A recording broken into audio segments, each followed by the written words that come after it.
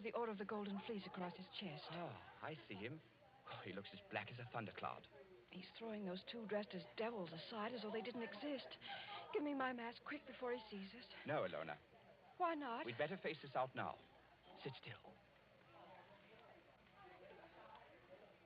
Good evening, Ilona. Good evening, Uncle Stefan. Uncle, may I present Edward Whiteford? How do you do, sir? How do you do? Ilona, do you think that costume is quite the thing to wear in public? Why not? Well, an older generation might call it immodest. It looks like... Like what? Nothing. Will you go and get your cloak or your domino or whatever you wore here? Uncle, please don't make me go home so soon. It's hardly 11 o'clock. I was not asking you to go home, my dear. I was merely asking you to put on a wrap. All right, I'll get it. You stay and talk to Ned. I shall be delighted. Will you sit down, sir?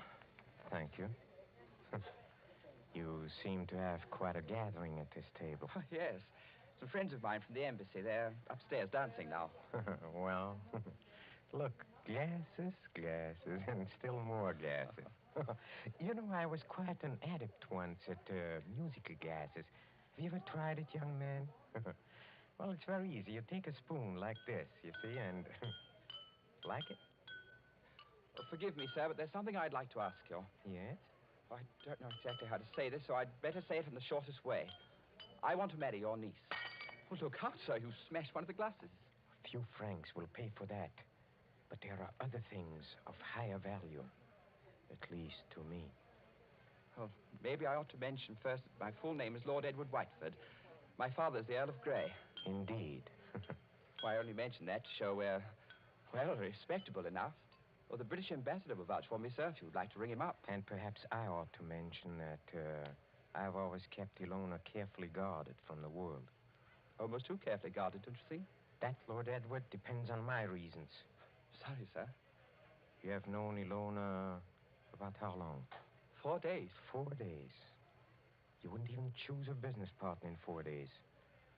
Yet to want to marry my Ilona after 4 days. But we know our own minds, sir. You do, huh?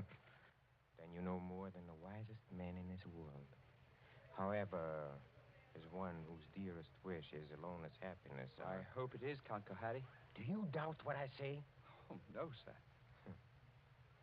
Well, I will make you a proposition. I own an estate in Touraine, not far from Paris. A little chateau, a few hundred acres, fishing, very good stable of horses. I know. Ilona told me. Oh, she did? Well, then here is my suggestion. Why not come down and visit us for a week or two? Why, that's very decent of you, sir. Oh, not at all, not at all. And if at the end of that time you're not cured of this infatuation... Oh, it's not an infatuation. I swear it's not. No? Well, if at the end of that time you're not cured permanently of this feeling, you may take Ilona. And with my blessing. That's fair, isn't it? Oh, it's more than fair, Count Kohari. I don't know how to thank you. Oh, well, please, don't even try. And at least I can promise you a very interesting experience. You see, at the Chateau d'Azay, there is one certain bedroom. We call it the tapestry room. Yes? Well, I assure you, it'll be very interesting for you to sleep in that room. Why? Is it haunted or something? Oh, no, not haunted. Well, now, if you don't mind, I shall say goodnight, and I hope I can trust you to bring Ilona safely to the hotel. Au revoir. Look over there. What is it, sir? Just look. Streams of our fellow guests pouring down a main staircase. Shapes of nightmare. Shapes of delirium. Insane dead masks. Only the eyes move. Wouldn't we be terrified, perhaps, if he would look behind those gargoyle faces? Oh, no, I don't think so. They're only ordinary people like ourselves. That, sir, is where you make your mistake. Well, I shall expect you for the weekend, and encore une fois, au revoir. Ned? It's all right, Ilona. You can come out from behind those palms. What was he saying? I couldn't hear. Ilona, it couldn't be better. Well, he's a very decent old boy, actually. And he's invited me to the Chateau d'Azay. Did he say anything about the tapestry room? Yes. He invited me to sleep there. And you said? I said I would, naturally. You mustn't do it, Ned. I won't let you do it. Why the devil not? Because everybody who sleeps in that room dies. Dies? Are you serious? Oh, Ned, please don't do it. Oh, nonsense. There are a lot of superstitions about every old house. This isn't a superstition, Ned. It happened once when I was a little girl. A man insisted on sleeping there. They found him dead in the morning. So? How did he die? They don't know. There wasn't a mark on his body. He wasn't shot or stabbed or strangled or poisoned or hurt in any way. He was just dead. Dead.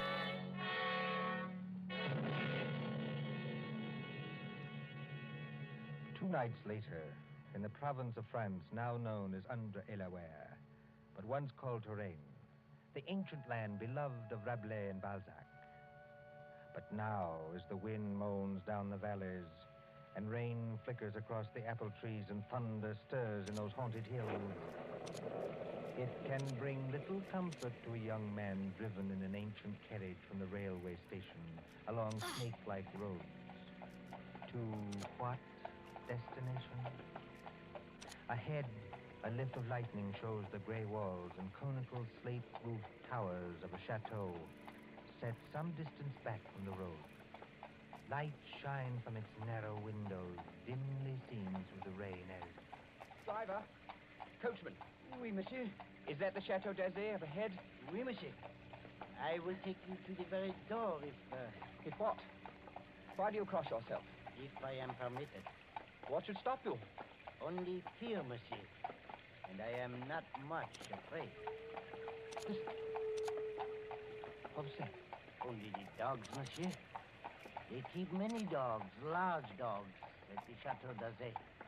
Well, here we are. Bonsoir, monsieur. And if I may be permitted a word of advice, Well? beware of the tapestry room.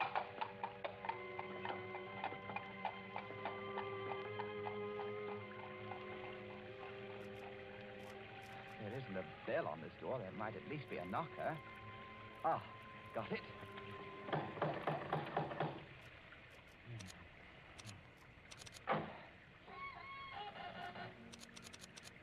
Et alors, monsieur? Vous cherchez? Je cherche le Château d'Azay et je... Perhaps it would be better if monsieur spoke English, yes?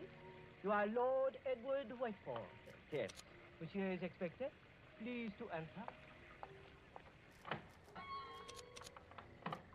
Monsieur's hat and coat. Thank God. Ned. Hello, Ilona. Oh, I darling. brought the farm up petite votre uncle. Oh, you'd better not kiss me, Ned. Madame Flay says to look out for my uncle. Madame Flay is our housekeeper. Oh. Well, where's your uncle now? In the drawing room. He's playing the piano. Come along. Ilona, is anything wrong? Oh, everything's wrong. 2 of my dogs were in horrible pain this afternoon. Dr. Solomon had to put them out with chloroform. You don't think... I hope nobody's practicing, that's all. Well, here we are. Oh, nice tiger skins on the floor. I say, who's the little old man with the gray beard sitting over there by the fire? That's Dr. Solomon. Hasn't he funny-looking eyes? He watches and watches and watches. He's an old friend of the family. Shh, come along. Let's get this over with.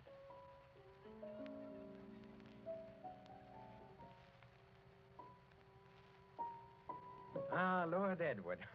Well, I see my niece has anticipated me. Welcome to the Chateau d'Azay. Thank you, Count Harry. Oh, you must be very wet after your long drive. Go up to the fire and warm yourself. Madame Flay, Yes, monsieur? please tell Antoine to take our guest's luggage up to the tapestry room. The tapestry room, monsieur? That is what I said, Madame Flay. Yes, monsieur. By an odd coincidence, Lord Edward, Dr. Solomon and I were just discussing the fate of the last person who slept in a tapestry room. This is not good, my friend. This is against my advice. It's against his advice. Here, Dr. Solomon croaked. This is not good, I tell you. It is the wrong season of the moon. The wrong moon. But there is no moon tonight. It's raining cats and dogs. Don't talk about dogs. Nevertheless, it is the wrong season of the moon. I say no more. Cheerful blunder, that doctor. Don't do it, Ned. I won't be responsible if they make you do it. But look here, Count Kohari. What did happen to the last bloke who slept in the tapestry You room? mustn't call him a bloke, sir. He was a very saintly gentleman. The Bishop of Tours. That was some time ago when Delona was only 15 years old, but surely she must remember it. I remember it. The church, said our bishop, has no use for superstitions. Well, he insisted on sleeping there. I made it as comfortable for him as possible, but he was found dead next morning with a crucifix still in his hand. Was it poison? There was no poison, monsieur. No. Here, Dr. Solomon. It's true, Ned. Well, there were just two very curious things. You see, in connection with that death, on a mantelpiece there was found burning a stick of incense. Just ordinary incense, nothing wrong with it. Yes, sir. And under the dressing table, the police found it was an empty jar of ointment. Now, here's your wits. A dead man, some burning incense, and an empty jar of ointment. What do you make of that?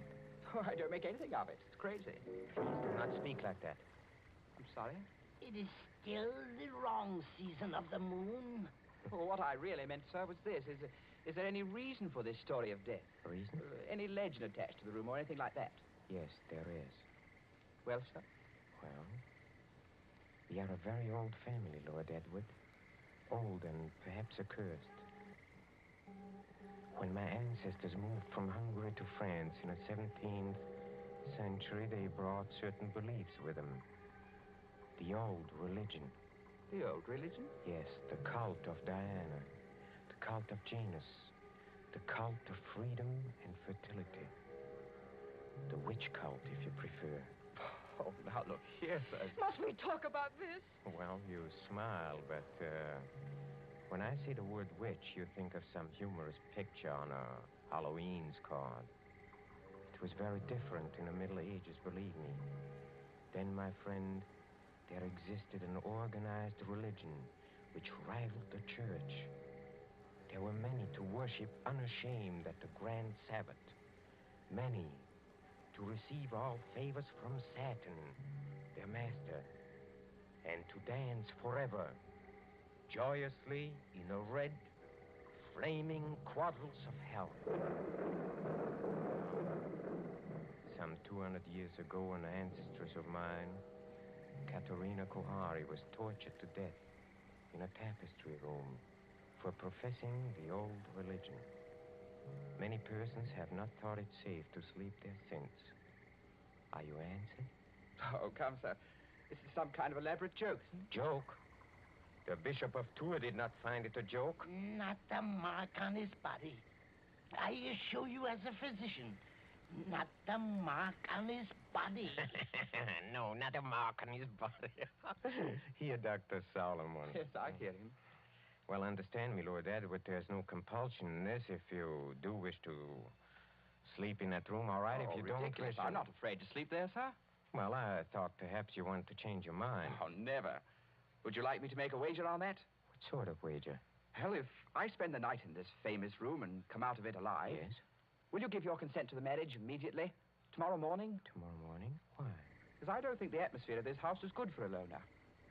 What do you say? Will you do it?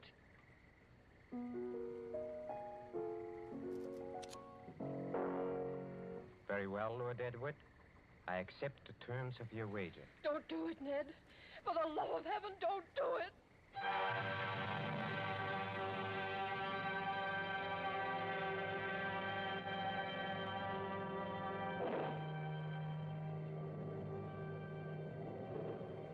High up in the north tower of the Chateau d'Azay, under the conical slate roof, is the circular room hung with faded tapestries. these tapestries move slightly with uneasy, mimic life to the clamor of the storm outside. Candles burn along the mantelpiece and beside the great four-poster bed. The flames of these candles waver, too, as the door opens. This is the tapestry room, monsieur. Thank you, Madame Flay. That is the mantelpiece where the incense burned. That is the bed where Monseigneur le Bishop died. Very inviting, isn't it? Will there be anything else monsieur requires? Some sandwiches? A decanter of whiskey? Oh, no, thanks. I had a drink with the Count Kohari before I came upstairs. Bien, monsieur. Monsieur's shaving water will be brought up in the morning, if he requires it. Good night. Infernal old Hoppy. Trying to scare a fellow out of his wits just because... Oh, I hope they built a good fire anyway. Didn't realize how cold it was. Temperature must have dropped. What's that? It's me, Ilona. May I come in? No, Ilona. Get out of here. That's not very gallant of you. No, I mean, I don't want you exposed to whatever it is. Ned, listen. Are you going to bed, or are you going to sit up all night? I'm going to sit up all night, naturally. Then let me sit up with you. No. Why not? Well, it may be dangerous. Besides, I promised your uncle I'd go through with this alone. I wish you hadn't had that drink with him. Why? He couldn't have done anything to it. It was you who poured it. Yes, that's true, only... Listen. What is that? It sounds like footsteps. Yes, but where's it coming from? Seems to be right here in the room. It seems to come from all directions. Doesn't it sound like somebody walking between the walls? By George, it is someone walking inside the wall. Get behind that tapestry, Ilona. Quick. Hide there.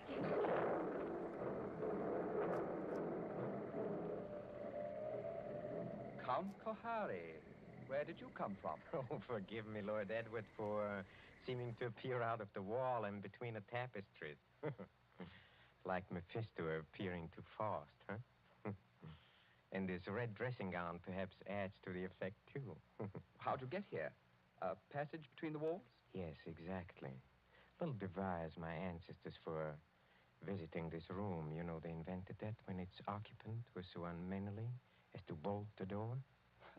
Door's not bolted. You could have walked straight in. But I couldn't have done it unobserved. No. Maybe not. Have you had any other visitors, Lord Edward? No. Are you quite sure of that? Quite sure. Well, then, since nobody saw me come here, I'll just sit down by the fire. Please sit opposite me. Is this the showdown, sir? I don't understand. Well, there's got to be a showdown between us. Is that why you're here? Oh, I'm here, young man, to explain certain things to you. Will you have a cigarette? Thank you. Oh, they're perfectly all right. If that is what you're afraid of. I'll have one, yes. A light? Thank you. Well, when I was discussing the witch cult a while ago, you didn't appear to think I meant what I said. Do you want a perfectly frank answer to that? Yes? I think you're mad enough to mean anything. What you say, in a sense, is quite true. See, in an old and inbred family like ours, the mind can crack and the fantasies of witchcraft become as real, well, more real than a living world. Let me give you an example. Go on. The saucer on a table beside you is Ming porcelain.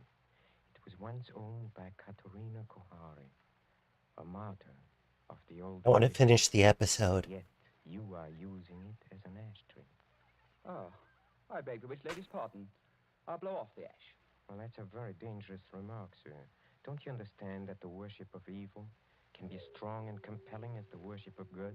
That the devil can have his saints, too? That to a sick brain which knows but can't help itself, you have profaned this room merely by entering it. And therefore, you deserve to die. Like the Bishop of Tours? Exactly. You're not going to tell me the devil killed him. The devil's agent may be flesh and blood. Then it was murder. Of course it was murder. Murder so cunningly contrived that no one ever saw through it. Go on. I asked you before to use your wits on this problem. Well, Look, incense was burned in this room. Do you know why? Suppose you tell me. Fresh character, yeah. Trying to conceal something else, which would be too easily noticed. To conceal what?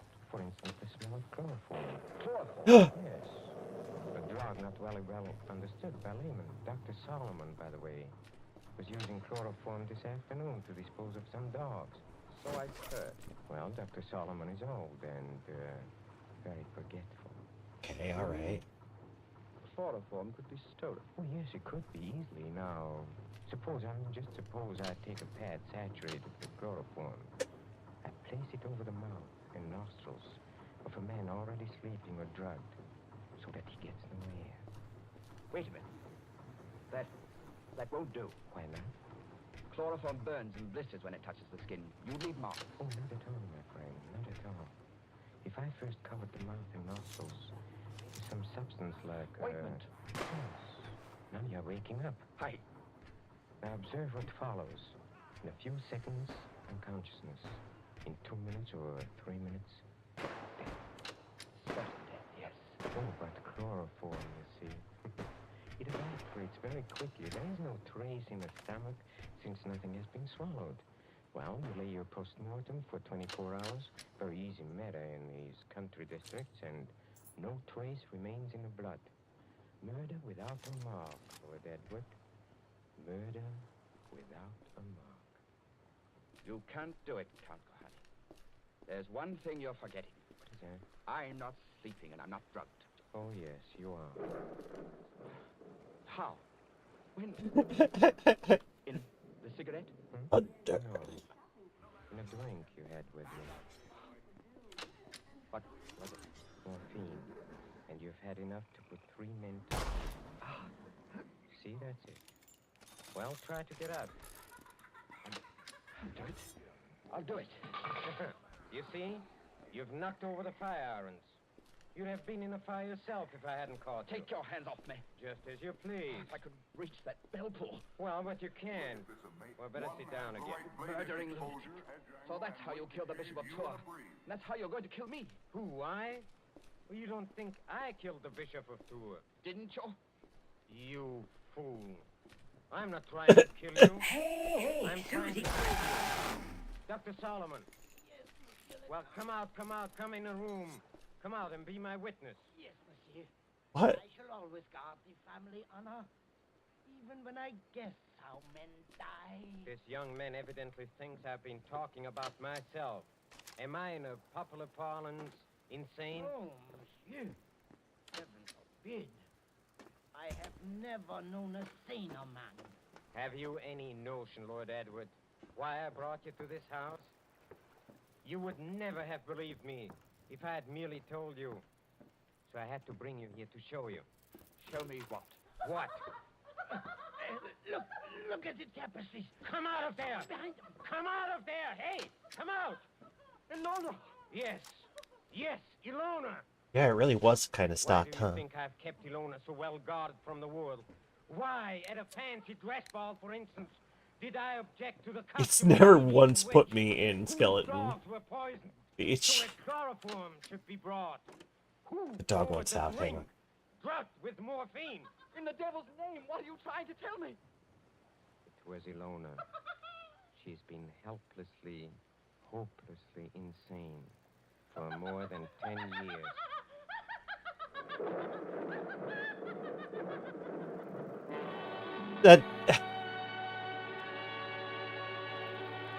That's not even fridge logic. That's like get up from the couch logic. You think about anything that just happened for 5 seconds and nothing anyone did makes sense.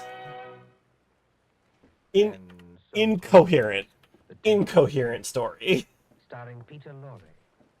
Tonight's tale of Boo. suspense. Suspense. That was a bad one. Is your narrator... It set itself up pretty good, but then its resolution was awful. To spend this half hour in suspense. With us again next Tuesday. You betcha. Okay, this next episode is the one that I was gonna start playing it too, but I wanted to see how the last one resolved. Because I hadn't actually listened to it through. But that's okay. Okay, here we go. The doctor prescribed death.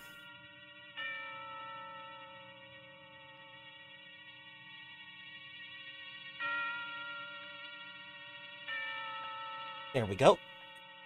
Suspense. Suspense. It's the man in black again.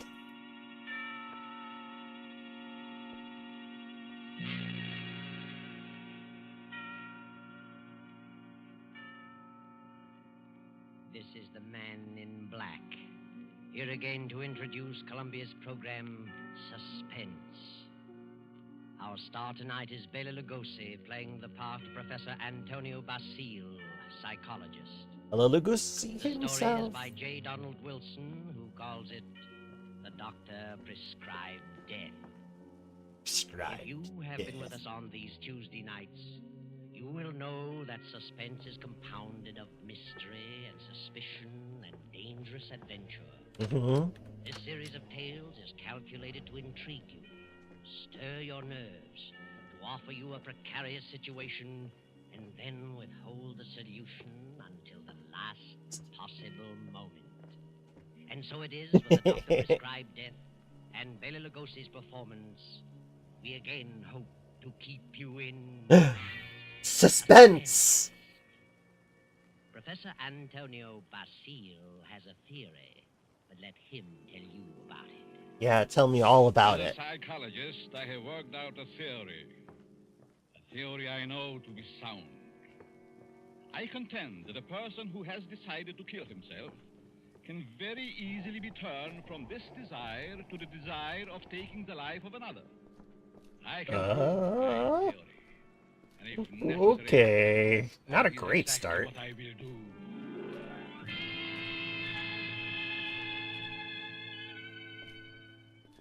Yes, Professor Antonio Basile has a theory, but A only a theory. theory. And he's worried about what his publisher will say. Only a theory. Editor Like will say evolution. it's Hellman. Hellman finishes the manuscript and tosses it on the desk. Professor Basile leans forward eagerly Eagerly. What do you think? Professor Basile, it's purely conjecture, simply a theory, and I wouldn't advise publishing it. I've worked on that theory for a long time. Uh-oh, I'm that's positive. a I know not it'll deer, work. I Suppose think. it will. What good is it?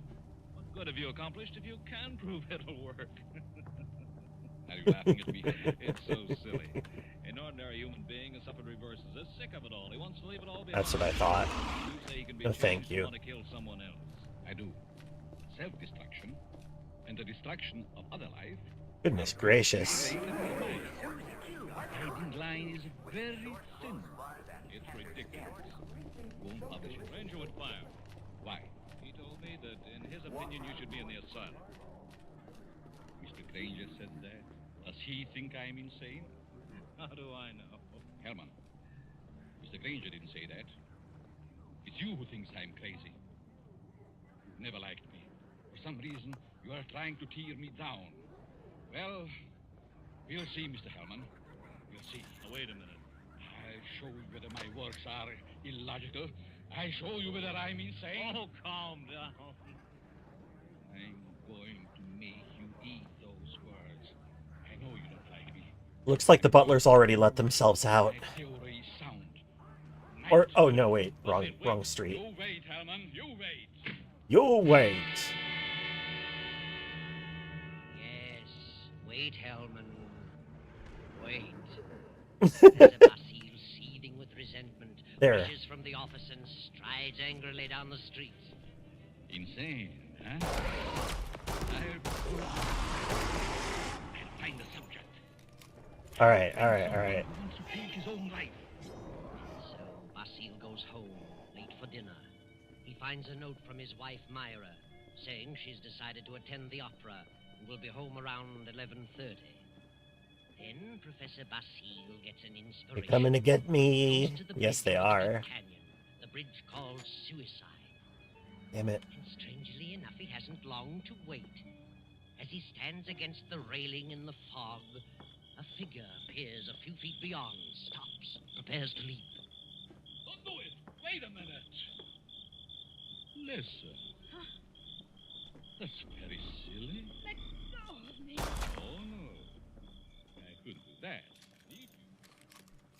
I don't need you. Don't you know this is against the law? You're not an officer. You can't stop me. It's 500 feet. Strikes below. Whew. Hard steel rails. And Hi, don't puppy. believe I what see they you. all tell I see you. about not being conscious What's of wrong, what pup? happened. You need some more pets? People don't die instantly. Oh, are you a Right, little I bored go for minutes puppy? and sometimes Grah. even hours. It's a Hello, funny Mystic. death, I know. How do you know? I'm a doctor. Doctor.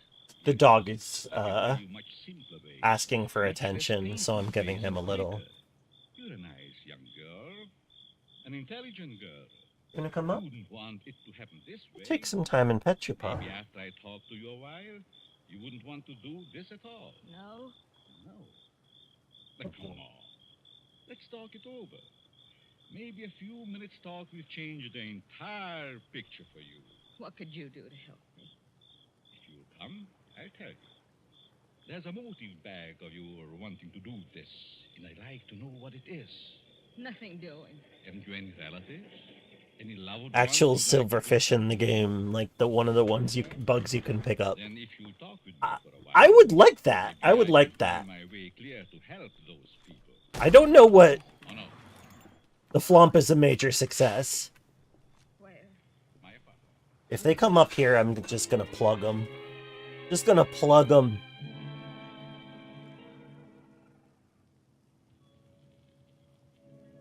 Well, Flomp here of we are. suspense. Come in, please.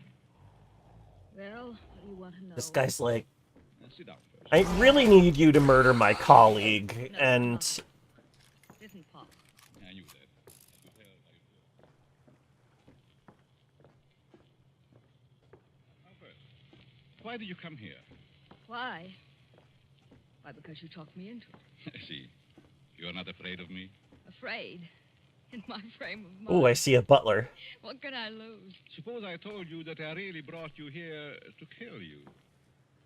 Kill me. You know, you're a very pretty girl, don't you? Yeah. That doesn't always mean so much. The right man might. That's what I thought. But I found out it didn't mean a thing. Ah, then it was because of a man. I knew it. Really? Oops. How did you guess? I'm a student of psychology. I'm Professor Antonio Basil. I see.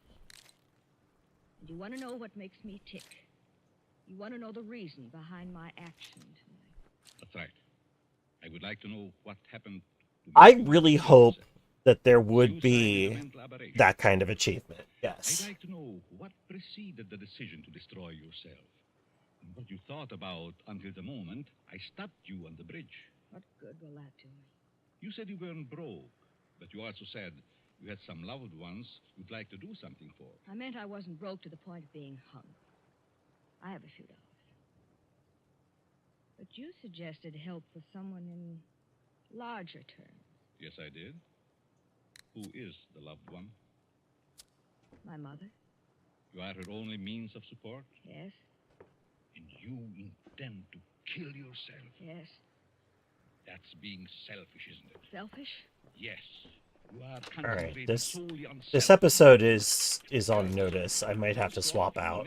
This this is obviously a kind of shitty handling of Yeah. So you decide to deny the first law and destroy yourself. a very sensitive topic. Deny the second and leave your mother So, alone and I don't know. You Think I might- indicate a form of I think I might insanity. bail. Be normal. Destroy the other person, the one who has done you wrong. Have you hurt him? No. Then the one who has done wrong should be the one to suffer. You have no legal recourse.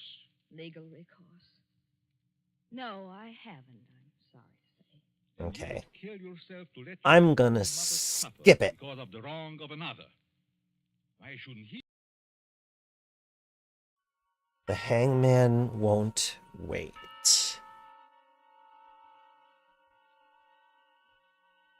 All right.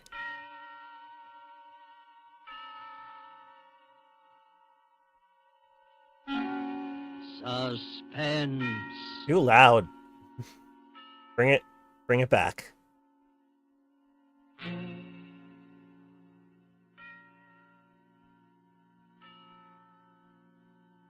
This is the Man in Black, here again to introduce Columbia's program, Suspense. Our star tonight is Mr. Sidney Greenstreet, one of Hollywood's most sensational newcomers in a number of years. The famed fat man who lent his suspenseful talents to the Maltese Falcon and across the Pacific.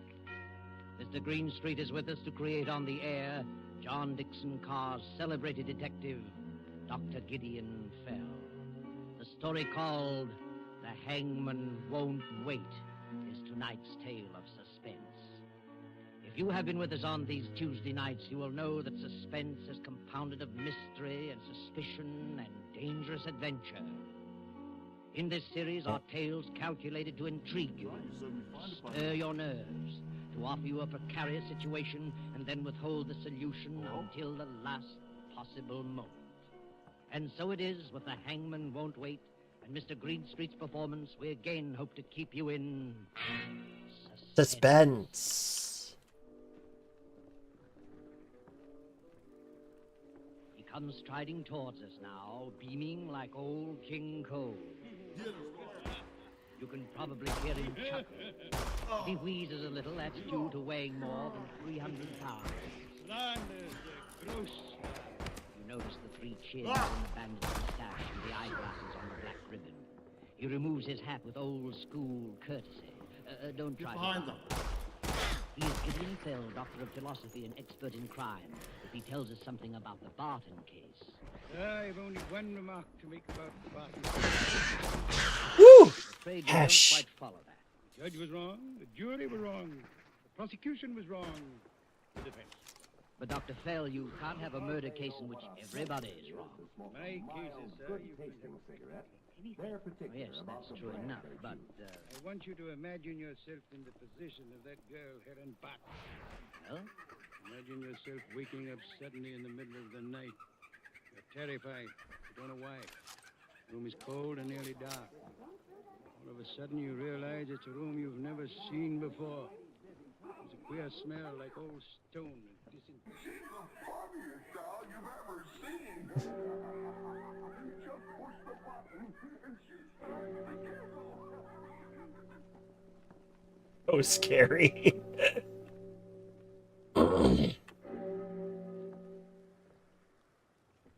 Might be time to cut and head to the burrow. What is it? What was that? Now lean back in your bed, dearie. It's all right. Yes, take it easy, It's all miss. right. I was dreaming. You were having a nightmare, dearie. But it's all right now. Nothing's going to hurt you. Not yet. Be quiet, Hannah. All right, all right. Would you like us to turn on all the lights? Please, would you do that? You see, I don't understand this. Where am I and how did I get here? And who are you? Now, don't start that all over again, please. Start what all over again? Saying you've lost your memory and don't even know what your name is? Are you insane? Of course I know what my name is. I'm Helen Barton. With any other bandage. That's all I do know. Why? Where am I? Why on earth is it so cold? Well, that's not unusual, you know, for England in the middle of December. Did you say December? That's right, dearie. 18th of December. You're fooling me. You're playing a trick on me. My head feels queer and I want to start crying, but I won't. It's not December, it's the end of August. I was going up to see Philip. Hello, Mary. Correct. I was going up to see Philip Gale, the man I'm going to marry. Be quiet, Hannah. Don't turn on these lights here. She's having us on. She's Hannah. The child's shaking. So me she don't know what she is. Listen, dearie. I'm going to sit down on the bed beside you. A mild, good taste. Hello, Mary. What's the matter about the brand they choose? What's wrong? Yeah, I think it might have mostly been the same group, but they scattered a little. So they're aggroing at different rates. But hey, I made it to the burrow. Dreaming. I must be. You can't mean I'm in prison. Now look, dearie. I'm afraid it's worse than that. Worse than that? Worse Look than over that? there. You see where there's a little bit of fire in the grate? Well, and paper on the wall, and pictures, and a carpet on the floor. Oh, why don't you come out straight and tell her? They're going to hang you in the morning, miss. Hey. This is the condemned cell. Wah! Wah!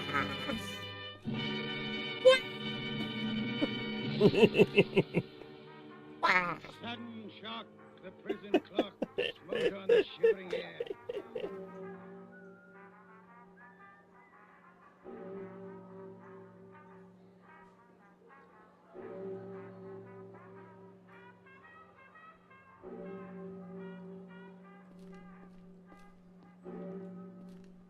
But I won't quote that any further. I have too vivid a memory of sitting up that night with Colonel Andrews, the governor of the prison. Over here, you'd call him the warden. A little office with a lamp shade, tilted so that I could see his face. And he said, "Hate execution." I don't have it yet. Can't even sleep the night before. If you hadn't offered to come here and save my life? This is a strange place, sir, to talk of saving lives. No, it's no good being sentimental about the thing. That's the law. I didn't make it. But I gather you're not exactly happy about this case. I'm not. That's a fact. Mind you, there's no doubt whatever about the girl's guilt. I'm gratified to hear it. But if only she'd confess. Most of them do, you know. They confess to you? To me or to the hangman. Not often to the chaplain, because they think he'll threaten them with the hereafter. But when Kirkwood goes in with the strap to bind their arm, he says to him, "I don't like to think I'm doing something that would be on my conscience. So if you'd care to tell me..." Quite a sensitive fellow you are, Hank. And look here, I'm serious. So am I. Sometimes I wish I had any job in the world but mine. If only the girl would confess. If she'd just stop this nonsense about not remembering. Not remembering what? Not remembering how... Well, not remembering how she shot Philip Gale. Not remembering anything, even her own name. Total amnesia, covering a crime. Sir, you frighten me. You mean to say that a woman suffering from loss of memory can be tried and sentenced to death? No. Not if she really has lost her memory. Well, then... But this defense was a fake. Quite sure of that? Naturally. The judge would never have allowed it to come to trial if he hadn't been convinced that she was shamming. Even then, she might have got off with a life sentence or even with manslaughter if it hadn't been for the nature of the crime. She didn't cut anybody up, I hope? No, but it was almost as bad. She shot a man who had raised his hands and begged for mercy. That completely damned her in the eyes of the jury. And yet, you have doubts. I tell you, I haven't any doubts. And in any case, it's none of my business. How has she acted since she's been here? Oh, a model prisoner. But I wish she'd stop this business of seeming to be in a daze. It's getting on my nerves. I'd rather think the prison itself would get on my nerves. I looked into your execution shed once, and I don't want to look again. Oh, you get used to it after a while. Helen Barton won't. Tell me about her. Nice girl, too. And your grandfather. Live near here? Yes. Born and bred in Maidhurst. She got mixed up with a There we go. swine named Philip Gale. Crazy about him. Wouldn't hear a word against him. Then he threw her over for a woman with money. I see. He had a bungalow on White Rose Hill. She went up there one Sunday afternoon. Alone? Yes. Herbert Gale, Philip's brother, heard them screaming at each other. He ran in to see what was wrong. Philip was trying to chase the girl out. She grabbed a .32 revolver out of the table drawer and told Philip to put up his hands. That scared him, and he did put up his hands. Then she shot him dead. And afterwards? Afterwards, she couldn't remember. Didn't remember anything? No, pretended she didn't even recognize her own family. She said, "Who is Philip Gale?" Mm-hmm. And you hang her tomorrow morning? Yes. Without ever hearing her side of the case? Well, confound it, man, there's no doubt about the evidence. Are you sure? She killed Philip Gale. Gale's brother Herbert saw her do it. This hypocrisy about not remembering. Emotional shock could do just that. She wasn't so emotionally shocked that it Shut up. She drilled him clean through the heart at 15 feet. The bullet entered in the dead straight line through coat, waistcoat, shirt, and heart. You could have run a pencil through the holes. Now, don't sit there puffing out your cheeks and waving a cigar at me. I'm only... Tell me, Colonel Andrews, aren't you talking to the witch yourself? No. Suppose that girl is telling you. Suppose she has lost the memory. Yeah. All right. Don't believe that. Suppose it. And then suppose in some black hour just before the hangman comes, the memory returns. Don't talk rubbish. But I've lived long enough to know that Rubbish. suffering is the cruelest form of suffering on this earth. Imagine yourself in that... While there's still a little light, I'm gonna go back out and do a bit more scavenging. Pleasant world. You don't know where you are. You don't know what's happened. You only know that when the clock strikes 8, they're going to take you out and...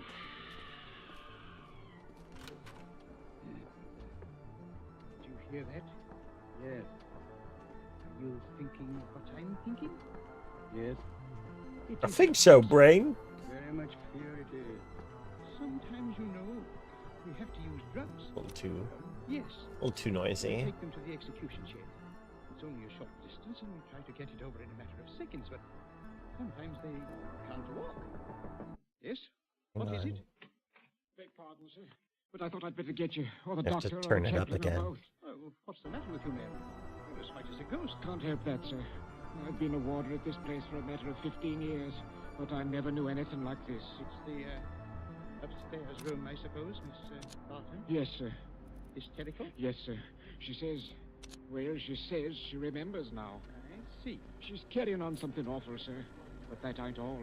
She claims she never done it. What's that? She claims she never killed Mr. Gale at all. That's all, Harris. You may go. Yes, sir. Any other disturbances in the building? Well, sir, they're a bit restless in A-wing. That's usual. Yes, sir. And there's a bloke, outside the prison, I mean, who keeps hanging about in front of the main gate. You can see him by the street lamp. First he'll take a few little quick steps back and forth. Then he'll run and stick his face against the bars of the gate. Then he'll go back to pacing again. Fair gave me the creeps it did, even before this other thing. You don't happen to know who he is? It's the other Mr. Gale, sir. Herbert Gale. I haven't the art to chase him away. All right, Harris, go ahead. I'll be along in a minute. Yes, sir. Girl claims to be innocent. You heard that, eh? Yes, I heard it. What do you mean to do? I'll see the girl, of course. It won't affect the issue. Not even if she does happen to be innocent. Well, in the name of heaven, try to understand my position. Believe me, I do understand it. The jury convicted this girl of murder. Appeal was dismissed. The Home Secretary has refused to intervene on behalf of the king. You couldn't do anything even if you wanted to. You couldn't even appeal to the Home Secretary without new evidence. And it's too late for new evidence, because you can't just accept the word of Helen Barton. All the same, I'm dreading this interview. It's against regulations, but I wish you'd come along with me.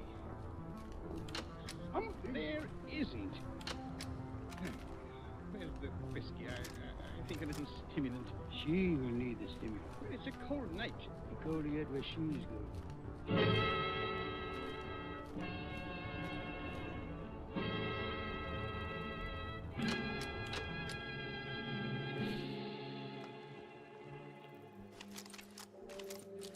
Nice. Nice.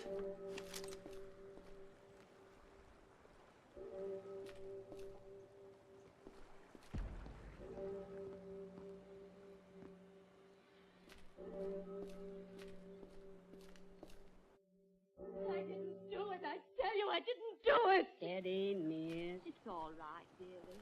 The governor and the big stout gentleman believe you didn't do it. Oh, no, they don't. You needn't try to fool me. Look at Yeah. there in the corner whispering. I heard that. You said, Phil, she's lying, but I'm not lying. I'm not. Miss, you've got to pull yourself together. And have a nice I agree. I do agree. I do agree with that. A little bitter, but you'll get Sheesh. it. Gil, Go ahead, it won't hurt you. I don't want it. And why not? It has poison in it. I suppose it does have a little, yes. but only enough to act as a tonic. I don't want it. I won't take it. Are you going to act like a child? Take it and quit arguing. I won't. Take it, swallow it down. I can't take it. You're impossible. I'm afraid. You need this medicine, but you're so confoundedly stubborn you'd rather sit around and mope all day. Very well, there it is. You can take it or not. I'm disgusted trying to help you pull out of this. Good night. No. Wait, Gil. I'll take it. I don't care whether you do or not. Wait, why did it change? It was playing a completely different one. For some reason it went forward. I don't know why that happened. I was like, wait a minute, this is not the same thing. Money. I see. He had a bungalow on White Rose Hill. Where were we? You're quite sure of that? Naturally. The judge would never have allowed it to come to trial if he hadn't been convinced that she was shamming. Even then, she might have got off with a life sentence or even with manslaughter if it hadn't been for the nature of the crime. She didn't cut anybody up, I hope. No, but it was almost as bad. She shot a man who had raised his hands and begged for mercy. That completed the bungalow on White Rose Hill. She went up there one Sunday afternoon. Alone? Yes. Herbert Gale, Philip's brother, heard them screaming at each other. He ran in to see what was wrong. No, this Philip one... was trying to chase the girl out. She grabbed a .32 revolver out of a table drawer and told Philip to put up his hands. That scared him, and he did put up his hands. Then she shot him dead. And afterwards? Afterwards, she couldn't remember. Didn't remember anything? No, pretended she didn't even recognize her own family. She said, "Who is Philip Gale?" Mm-hmm. And you hang her tomorrow morning? Yes. Without ever hearing her side of the case? Well, confound it, man, there's no doubt about the evidence. Are you sure? She killed Philip Gale. Gale's brother Herbert saw her do it. This hypocrisy about not remembering. Emotional shock could do just that, you know. Oh, she wasn't so emotionally shocked that it disturbed her aim. She drilled him clean through the heart at 15 feet. The bullet entered in a dead straight line through coat, waistcoat, shirt, and heart. You could run a pencil through the holes. Now, don't sit there puffing out your cheeks and waving a cigar at me. I'm only... Tell me, Colonel Andrews, aren't you talking to convince yourself? No. Suppose that girl is telling the truth. Suppose she has lost her memory. Yeah. All right. I don't believe that. Suppose it. And suppose in some black hour just before the hangman comes, that a memory returns. Don't talk rubbish. But I've lived long enough to know that mental suffering is the cruelest form of suffering 12. on this earth. That's slightly different. Imagine yourself in that position. Come out of a daze into what you thought Can was you all a cool safe it? and pleasant world. You don't know where you are. You don't know what's happened. You only know that when the clock strikes 8, they're going to take you out and...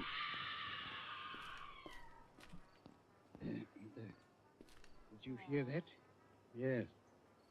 Are you thinking what I'm thinking? Yes. It isn't possible. Very much fear it is. Sometimes, you know, we have to use drugs. Drugs? Yes. We take them to the execution shed. It's only a short distance, and we try to get it over in a matter of seconds, but sometimes they can't walk. Yes? What is it? Beg pardon, sir. Oh, but I thought I'd better get you, or the doctor, or the chaplain, or both. Well, what's the matter with you men?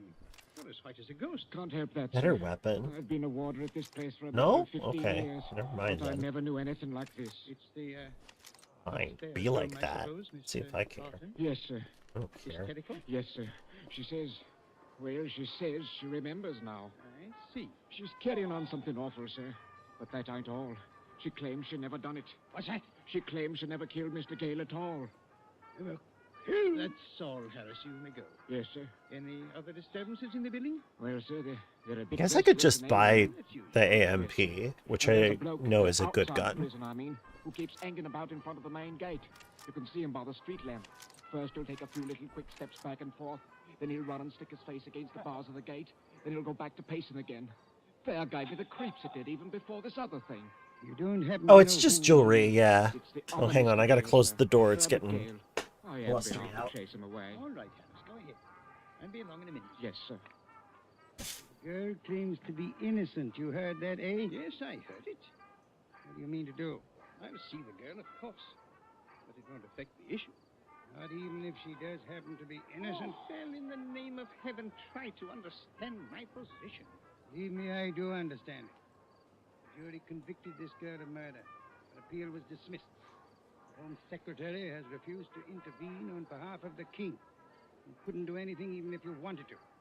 Couldn't even appeal to the Home Secretary without new evidence. Exactly. And it's too late for new evidence, because you can't just accept the word of Helen Barton. All the same, I'm dreading this interview. It's against regulations, but I wish you'd come along with me. Oh, there isn't. I think I just got distracted when this was playing the first time. I didn't attach it all together. It's a cold night. It'll be colder yet where she's going. That's it? Oh, I see. Okay. I think I misunderstood. Yeah, okay. So it was a two-parter that I didn't really understand was a two-parter.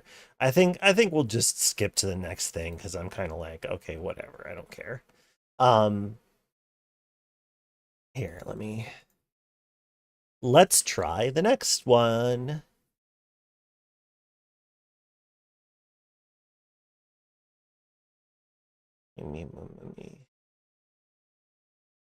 Suspense.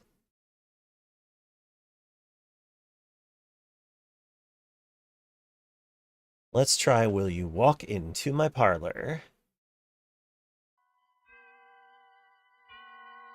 Let me post the link. Suspense.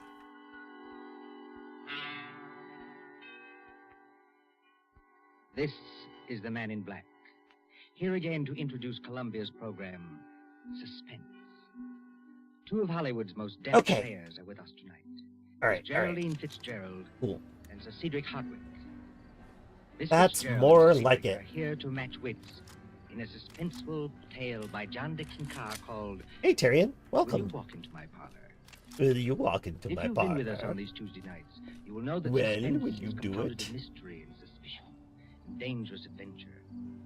In this series are tales calculated to intrigue you, to stir your nerves, to offer you a precarious situation, and then withhold the solution until the last possible moment. And so with Will You Walk Into My Parlor, and the performances of Geraldine Fitzgerald and Sir Cedric Hardwick, we again hope to keep you in... Oh, wait. I'm not leaving yet. I need to sleep, actually. Just how far does any man trust his wife, or his fiancée either, for that matter?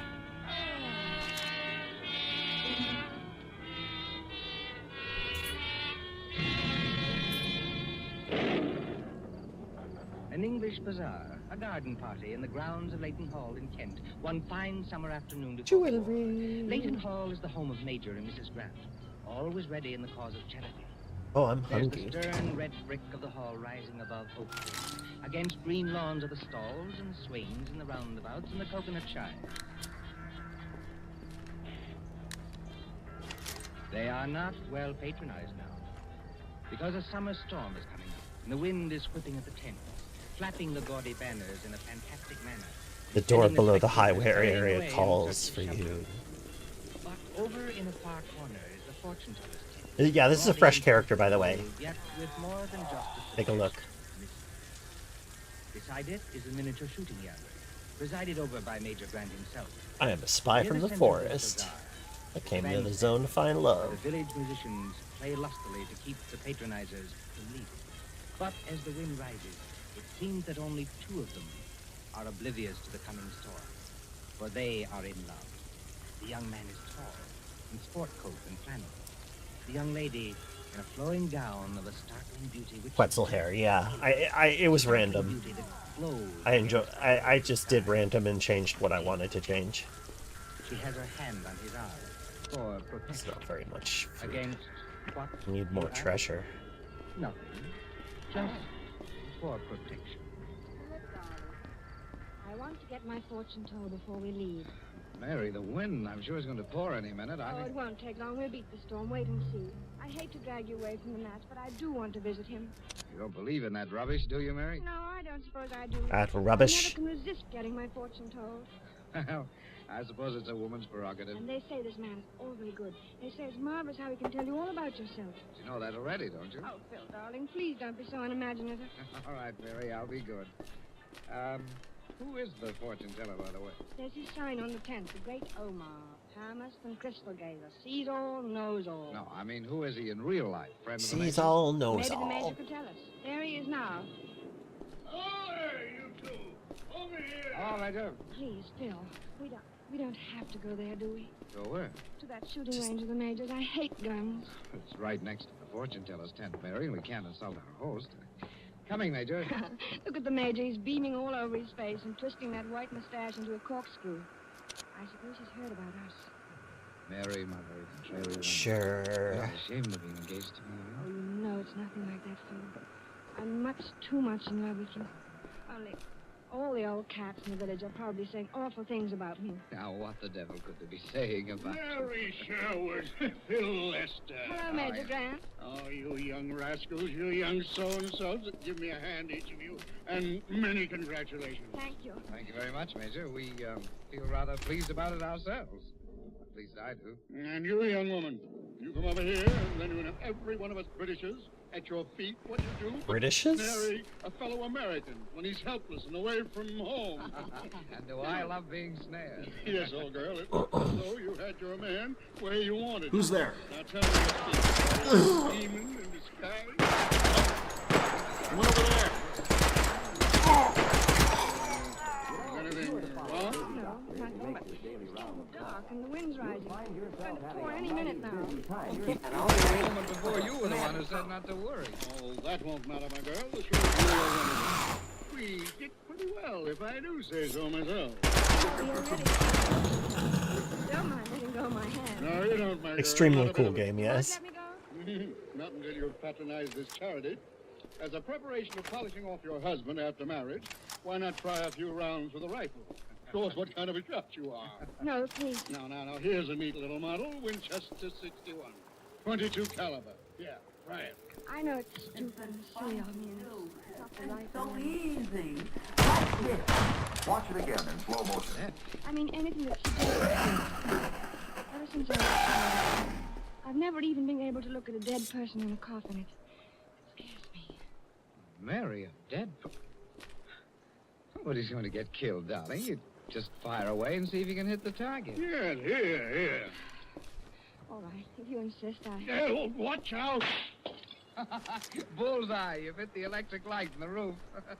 You're not supposed to aim at that. I'm so Yeah, sorry. look here, speaking of that's your style of target shooting.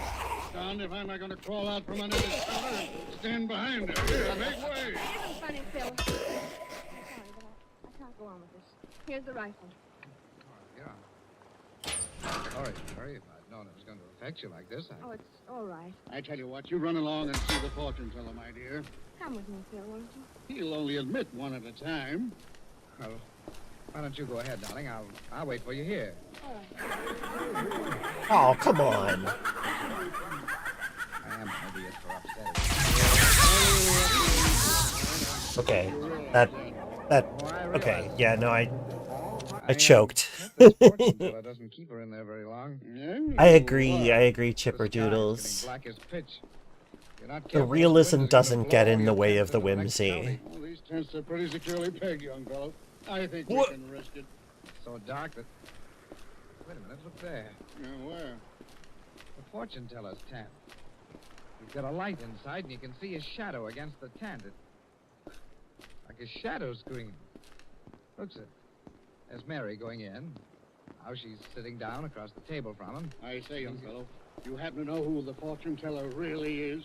No, as a matter of fact, I was going to ask you. Well, I'll tell you a little secret. He's a detective inspector from Scotland Yard. A detective inspector from Scotland Yard. Came down here on business. Forged half crowns or something. So the chief constable and I asked him to be our fortune teller. He's one of these glittering-eyed blokes, and in a turban with brown paint on his face. Does he know anything about palmistry? Oh, shit. No, he knows a lot about human nature. What is- That, my lad, is Inspector Brandon. Enemies are He's a specialist in numerous crime. today. They say he never forgets a face. Wait a minute. Why, is anything wrong? What's he saying to Mary? Look at those shadows. Mary's jumped up and backed away from her. He's pointing his finger at her. Now she's backing out of the tent. Look, Major, he's following her. Hear what he's saying? Freaking shadow people.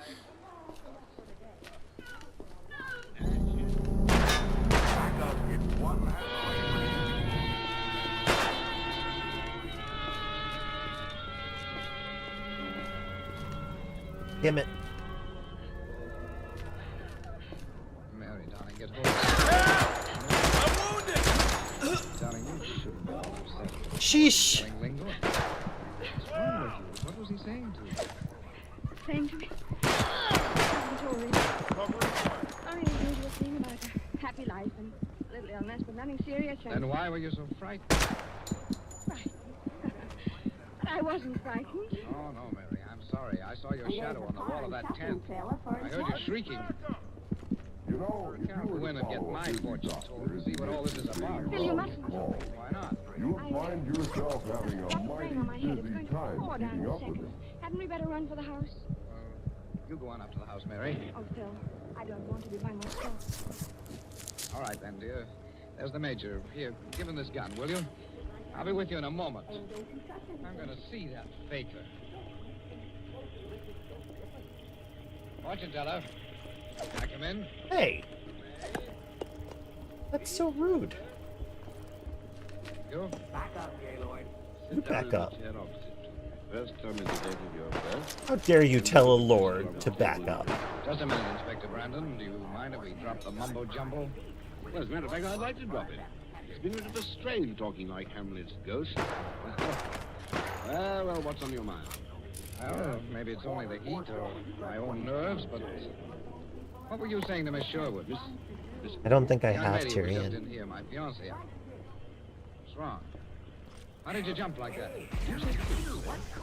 Of course, why not? What's your name, My name is Lester, Philip Lester. And what did you say her name is? Mary Sherwood. This mystery. Very long. Oh, about 6 months. How long have you been engaged? Believe me, I have a reason for asking that. How long have you been engaged? Well, it'll be a week tomorrow, but... Week tomorrow? She by any chance invited you to dinner at her house tomorrow night? Dinner? Has she? Yes, as a matter of fact, she has, but I don't see... You know who this Motherfucker. Mary Sherwood really is? Engaging me. No? Well, I'll tell you. She's... This one might be a wash. Never stand with your shadow against the light. You're hit. Here's her. Let... I'm terribly sorry, but Phil shouldn't have given me this dreadful rifle to hold. All I did was touch the trigger by accident. I hope I haven't hit anything. I'm under heavy fire. In the quiet village of Sutton, later that same night, after the Come on, unfortunate advance. incident that couldn't be helped, a rather white-faced young man, Philip Lester, slips down the road, pauses in front of the door to greet, starts to enter, and then changes his mind. He looks over his shoulder and then walks around the building, being very careful to stay within its shadow. He slips in past the door and makes sure that no one sees him as he makes his way quietly up the stairs to a darkened passageway outside the bedrooms. Glances at the number on the first door and then hurries down the hall. Stops in front of room 27.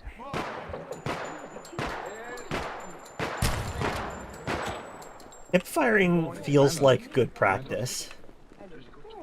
Yes? Sitting up. And taking nourishment, thank you. Excuse me, Inspector, but I heard you were still unconscious and not expected to live. Yes, that was the report that I asked Dr. Stiles to give out. But why? I have my reasons, Mr. Lester. Well, you can see, fortunately, I was the recipient of only a flesh wound across the left shoulder. It bled a little, but not much. Well, Inspector, poor Mary's nearly frantic. She thinks she's killed you. Let me ring her up. Stay away from that telephone. Why? Because I want to tell you a few things about Miss Mary Sherwood. In the first place, she isn't a miss. She's had 3 husbands already. What? All of whom died a violent death by poisoning. What are you trying to tell me? Just a moment. 3 husbands and 1 fiancée who didn't bother. First, the fiancée. They made mutual wills in each other's favor. Exactly a week after the engagement, following dinner at her house, this fellow was taken ill. He died before morning in tetanic convulsion.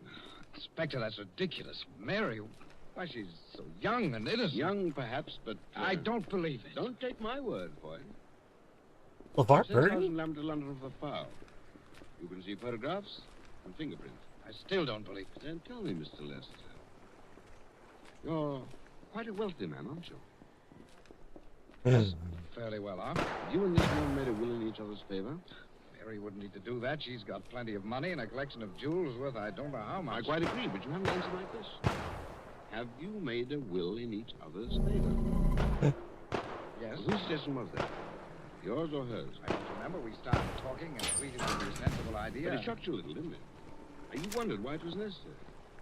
Inspector. A minute ago you were talking about photographs and fingerprints. Well? You don't mean Mary's been on trial? She has been on trial 3 times. Yes, 3 times, and under 3 different names. But she was acquitted? Yes, because she had a cast-iron alibi. There, you see. Wait. She was acquitted simply because the prosecution couldn't show how the poison was administered.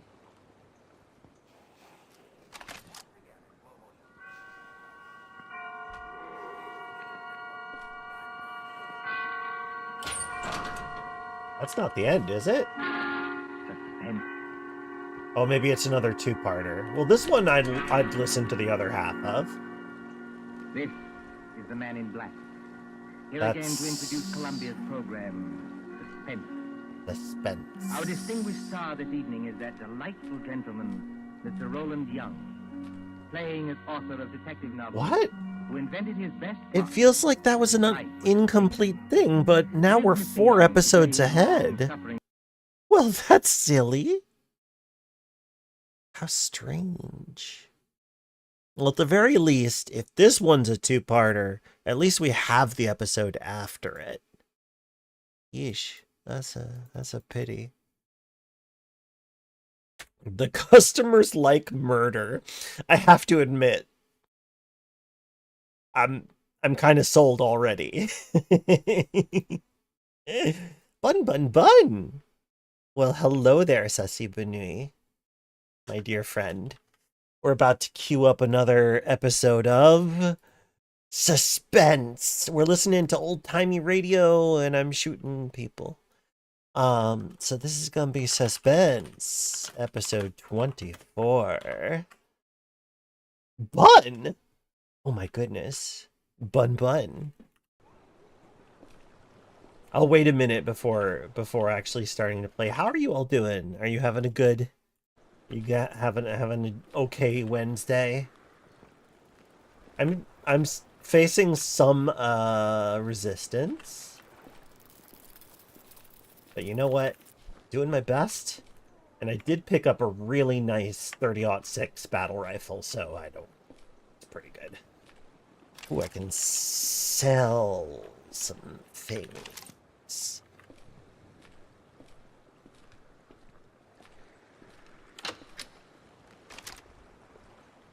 Since we're so close to the burrow, let's just go... Oh, geez.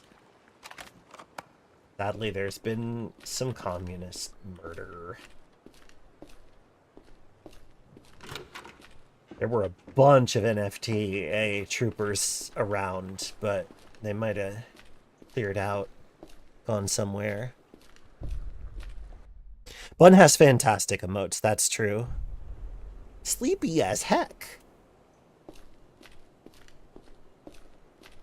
Elden Rain, Night Ring. Elden Rain, right name. Yep. That's right. Hey, copper wire. Somebody literally a few feet away asked me to get some of this stuff. Here, take my trash ass shotguns. Perfect. Delightful. Enjoy your many crappy guns. Oh, right. I need to buy some food. Why? I mean, why not? Addy. I think that's the real query.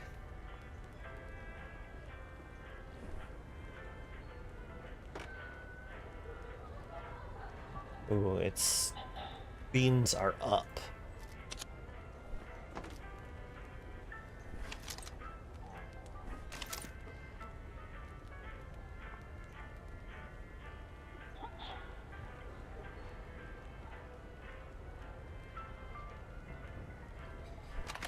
Oh, that's enough. Okay, you know what? Let's see. Let's sell my 556 as well. Perfect.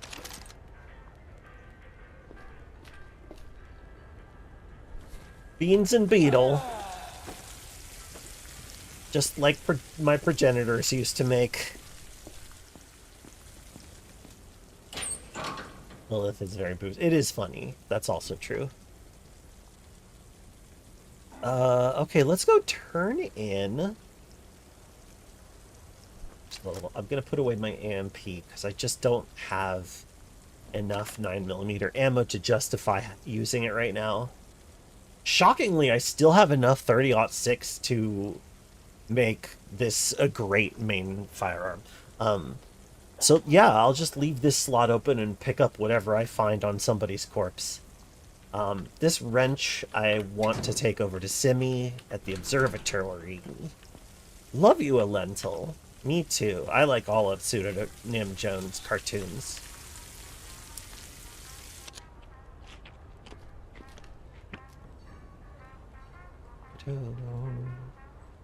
Oh, wait. Oh! AP? No, I'm just gonna put that away. I'm not selling it. I'm gonna want to hang on to the specialty ammo there. Alright, we're in shape. Oh, right. Mama! Ooh.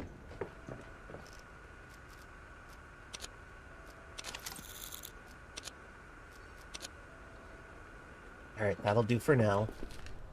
Whee! That was fun. Floodplains. Hardware problems. A good source for fava beans, like a canned variety. You can make a dip out of them. You sure can. You can make a dip out of a shocking, like, span of beans. Speaking of which, shocking can of beans is the name of my new... I can't say Weird Al Yankovic cover band. That's way too... That's, like, overused.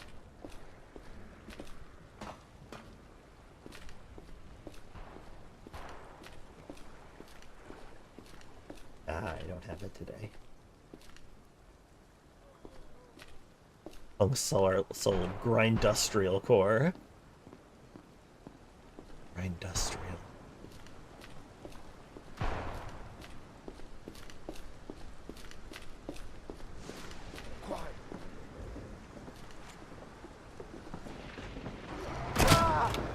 Oh, jeez! What got... Oh, I see. It's a homunculus. Holy shit. I don't understand. No, stop that. I'm trying to... I just wasted those things because for some reason the ground panel didn't appear and I kept... it's okay. I'll get more supplies. It's just annoying when I waste them. Let's move. Let's move! I agree, sad little I can do that. Underpowered guy. What you got? What'd you pick up? Ooh, I might want your 45 caliber. I really gotta pick up more stuff before I can do any trading.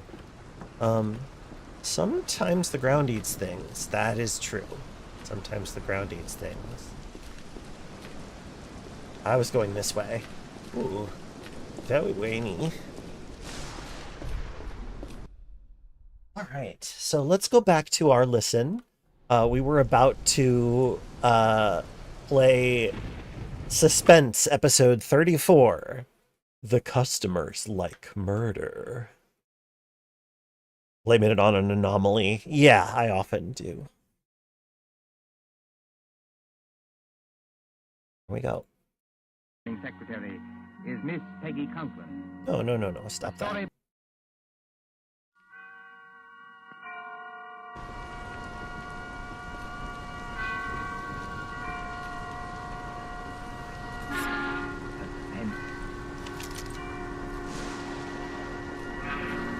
Don't worry, it's... This is the man in black. Here again to introduce Columbia's program, Suspense. Our distinguished star this evening is that delightful gentleman, Mr. Roland Young, playing as author of detective novels, who invented his best plot in his life. With Mr. Young to play his long-suffering secretary is Miss Peggy Love Thompson. that. A story by John Dixon Carr in a somewhat lighter movie. I agree, Bat. I like the vibe a lot. Like Murder. The customers like murder. If you've been with us on these two Finally, a shows, scoped you weapon. will know suspense is compounded of I've been mystery, needing one of these. suspicion, And this is, In this 30-06. series, Look our at that. tales calculated to intrigue you, to stir your nerves, to offer you a precarious situation, and then withhold the solution until the last possible moment. So with The Customers Like Murder, the performance of Roland Young, we again hope to keep you in Suspense! on a hot summer night in a village on the east coast of England. A famous writer of detective Well put, stories Bun. is Uh-oh. to his secretary. Looks like it's just going to be a regular heavy storm. That's not prohibitive. We can be out in All that. heard of Mr. Grahu-Rubufo, celebrated author of Murder on the Wolfhead, Half a Night at the Admiralty, Who Shot the Prime Minister, and other thrillers which have held us past the midnight hour. You have followed the exploits of Henderson King's diplomatic detective. Gerald Hawkstone lives quietly I'm doing real good. with his friend Dr. Roberts. I'm doing real nearby, good, in New. case he should need medical knowledge. And his pretty, if You know, somewhat it's been up and first-rate down. secretary, A lot of Miss up and down. Patricia But right now I'm having a Gerald great time. Hawkstone would be a happy I love man, doing this. even in wartime, if it were not. You got all that, Miss Phillips? Yes, Mr. Hawkstone. Good. New paragraph. Yes, Mr. Hawkstone. At the head of the great banqueting table, comma, the Lord Chief Justice staggered to his feet, full stop. His face was a ghastly whitish color, and his eyes had become glassy. Is he drunk, Mr. Hawkstone? No, Miss Phillips, the Lord Chief Justice is not drunk. Sounds pretty cockeyed to me. For your information, Miss Phillips, the Lord Chief Justice has just been poisoned with curare, because he discovered the identity of the master. Curare! Is A that poison I know clear? the name of. Yes, Mr. Hawkstone. But I wish you wouldn't do it. Do what? Well, in the last 4 books, Mr. Hawkstone, you have shot the Prime Minister, killed the Lord Chancellor with an axe, poisoned the Home Secretary, and blown up the First Lord of the Admiralty. Why don't you stop picking on the poor government and murder somebody else for a change? The Lord Chancellor, Miss Phillips, was not murdered with an axe. No, Mr. Hawkstone? Definitely no. He was beamed with the Great Seal and found dead on the woolsack. And there's another thing, Miss Phillips. Whether you talk like this because of a dense vacuum in what we will charitably call your mind, Really, Mr. Hawkstone? or whether you are really Rude. making out what you might define as hot cracks, I don't know. But I don't want any more of it, do you hear? Just as you please, Mr. Hawkstone. Oh, Lord, where was I? His face was a ghastly whitish color, and his eyes had become glassy. Sounds like me. All right. A single What an choking cry asshole. escaped his lips, comma, and his body crumpled to the floor. Oh, Full just a stop. moment. New paragraph. With one swift stride, Pendleton King had reached the fallen man. He can't have done that, Mr. Hawkstone. Who can't have done what? Pendleton King. What about him? Well, on the last page, you had him sitting at the foot of the table. So he can't get there in one stride, unless you want him to sail across the room like a kangaroo. There are times, Miss Phillips, when I should like to poison you with curare and dance on your grave. I was only trying to help. All right, change it, strike it out. Stop being more Hardly a second confident delay. than How's me, that? Comma. you woman. Pendleton King had reached the fallen man. Full stop. New Oh, paragraph. yes, I see Quote, you, puppy. I feared it, comma. Close So quote. cute. He muttered. Look at that cute Full stop. face. Quote. Note the rigidity of the muscles! Exclamation point. Note the characteristic odor of curare, which... That won't do, Mr. Hawkstone. Why not? That, yeah, I actually did make a custom radio playlist. But I can't help that, it's true. If you will permit the small vanity, I am Lots of noted Nat for the Puff correctness music. of my medical knowledge. Who is murdering the Lord Chief Justice, you or I? You are. But you might murder him properly. Curare hasn't got any odor. I say it has. And I say it hasn't. Oh my goodness. I propose to settle this rather childish dispute by going next door and asking Dr. Roberts. Will that convince you? Curare hasn't got any odor. Anyway, the Lord Chief Justice wouldn't be mixed up in any such silliness as this. Silliness, eh? Yes, I said silliness. Read your evening paper. The Lord Chief This Justice lady sentenced rules. Some American gangster who got involved in a robbery here. That's the sort of thing he really does. 1508. I've still got some time. Let's see if we can retake the, Don't you say that to me. Merely remarking, Miss Phillips, that with your usual ingenuity, Hi. you sidetracked the argument. I am going to see Dr. Roberts. That's not necessary, of course. My own knowledge of poison is as great as that of any doctor. Doctor. And finally, kindly don't say far to me, either. When I return, Miss Phillips, I hope to find you in a better frame of mind. Please observe that I, at least, have been able to keep my temper. Excuse me. wow. All right. Go on. That dude is the most.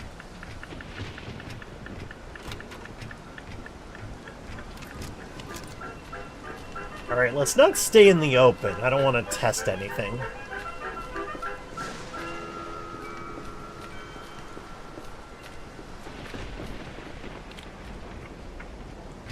Oh, excuse me, but... Good evening, Mr. Hawkstone. Good evening, Mrs. Roberts. May I come in? Of course. I'm the blackout curtain. Isn't it hot and stuffy tonight? Rather close, yes. Location 1 does not have the jammer. I'm afraid he isn't, Mr. Hawkstone. But I just have to remember where location 2 is. No, I'm almost certain he isn't, because that's his lead-sensation stethoscope there on the table. I think he's just gone up the road to get some tobacco. Do you mind if I wait? Not at all. But you will excuse me if I run along. How many I offices promise around Mrs. here use Anderson blast I've got doors? to go Yeah. again, and I'm terribly late already. Don't let me detain you. And the drywall. Go right ahead. I'm afraid you'll have to wait in George's consulting. The drywall is the toughest I've ever seen. You know which room it is. After the threshold. Good question. Take the lead-sensation stethoscope and drop them in the consulting room. George is so careless, he lets them lie about anywhere. You know what? I should rewind a little bit and turn it up because the game is totally my neck like this. drowning it out.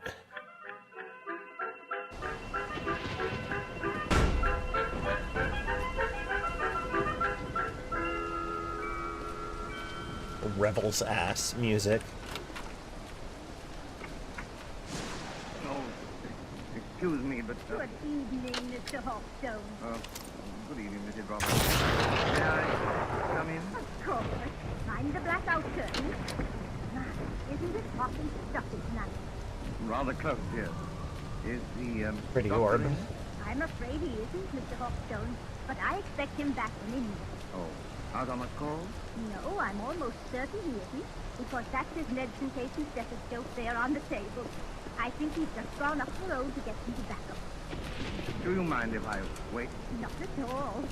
But you will excuse me if I run along. I promised Mrs. Anderson I'd drop in there. Turn around, then, and I'm terribly late already. Don't let me detain you, Mrs. Roberts. Go right ahead. I'm afraid you'll have to wait in George's consulting room. I've got most of the house dark, so I can keep the windows Oops, sorry open. about that. You know which room it is. Yes, I could find it blindfolded. Oh, and I wonder if you take the lead-sensation stethoscope and drop them in the consulting room. George is so careless, he lets them lie about anywhere. Medicine case? Stethoscope, yes. As a matter of fact, I've always wanted to hang one of these things on my neck. Uh-oh. Look almost like a doctor, don't I? Good night, Mrs. Roberts. Good night, Mr. Hawkstone. See you later. What I write is silliness, eh? And I don't know anything about poison. And I call on you. Where's that light? Good Lord. Come on in, Doc. Close the door. Who the deuce are you? Hachi-machi. Come in closer, talk. Is this by any chance a revolver you're pointing at me? They were clustered. Hey, I've done it 1,000 stories, but I never saw. Don't drop that junk you're carrying either. You're gonna need it, Doc, when you come along with me. Come along with you? Where? See a guy, that's all. See a... Ooh, Mama Germa, please. Now look, Doc, I ain't got any time for gags, see? Boss says to bring you, so I bring you. There'll be a very sick man out there if you don't go. Yes, there'll be a very dead man out there if I do go. I tell you, old man, you're making a terrible mistake. Now look, Doc. My name is Hawkstone. I live next door. I'm not a medical man, and I never... Come. Philip. No matter how tender your skin. Dr. Hawkstone, just look here in the encyclopedia. So you like the doctor, huh? This, done it. this shotgun has pretty good range. Now you keep quiet, lady. Now it's this way. I know you. I've seen your picture. You're a big Louie Miller. Smart I'm man you sure got that's here, him. Doc. Listen, Mr. Hawkstone. Take it easy, Miss Lee. Big Louie Miller and Flat Kelly. Flat Kelly is the gang leader. Well, we're supposed to be friends of this gangster who's on trial in London now. But I hadn't heard they weren't in. No, lady. Neither is anybody else. No, Florida. Who is this same Dr. Knight? No, she's my secretary. She doesn't know anything about this. Seems to know too much about it, if you ask me. Come on, lady. You're going with it. Going? Where? Just for a little ride, lady. Just for a little ride. Her autism got her in trouble. I feel bad for her. She's like, wait, no, I know all kinds of stuff about this. Far out from the village, in flat and miry swampland where pools of stagnant water gleam under the moon, stands the old Rutherford House. It is a deathless place, on the track of Field Marshal Goering's bombers when they crossed the coastline. But there are no searchlights here, and no guns. Only they feast on the glimmering marshes and the decaying, weather-boarded house.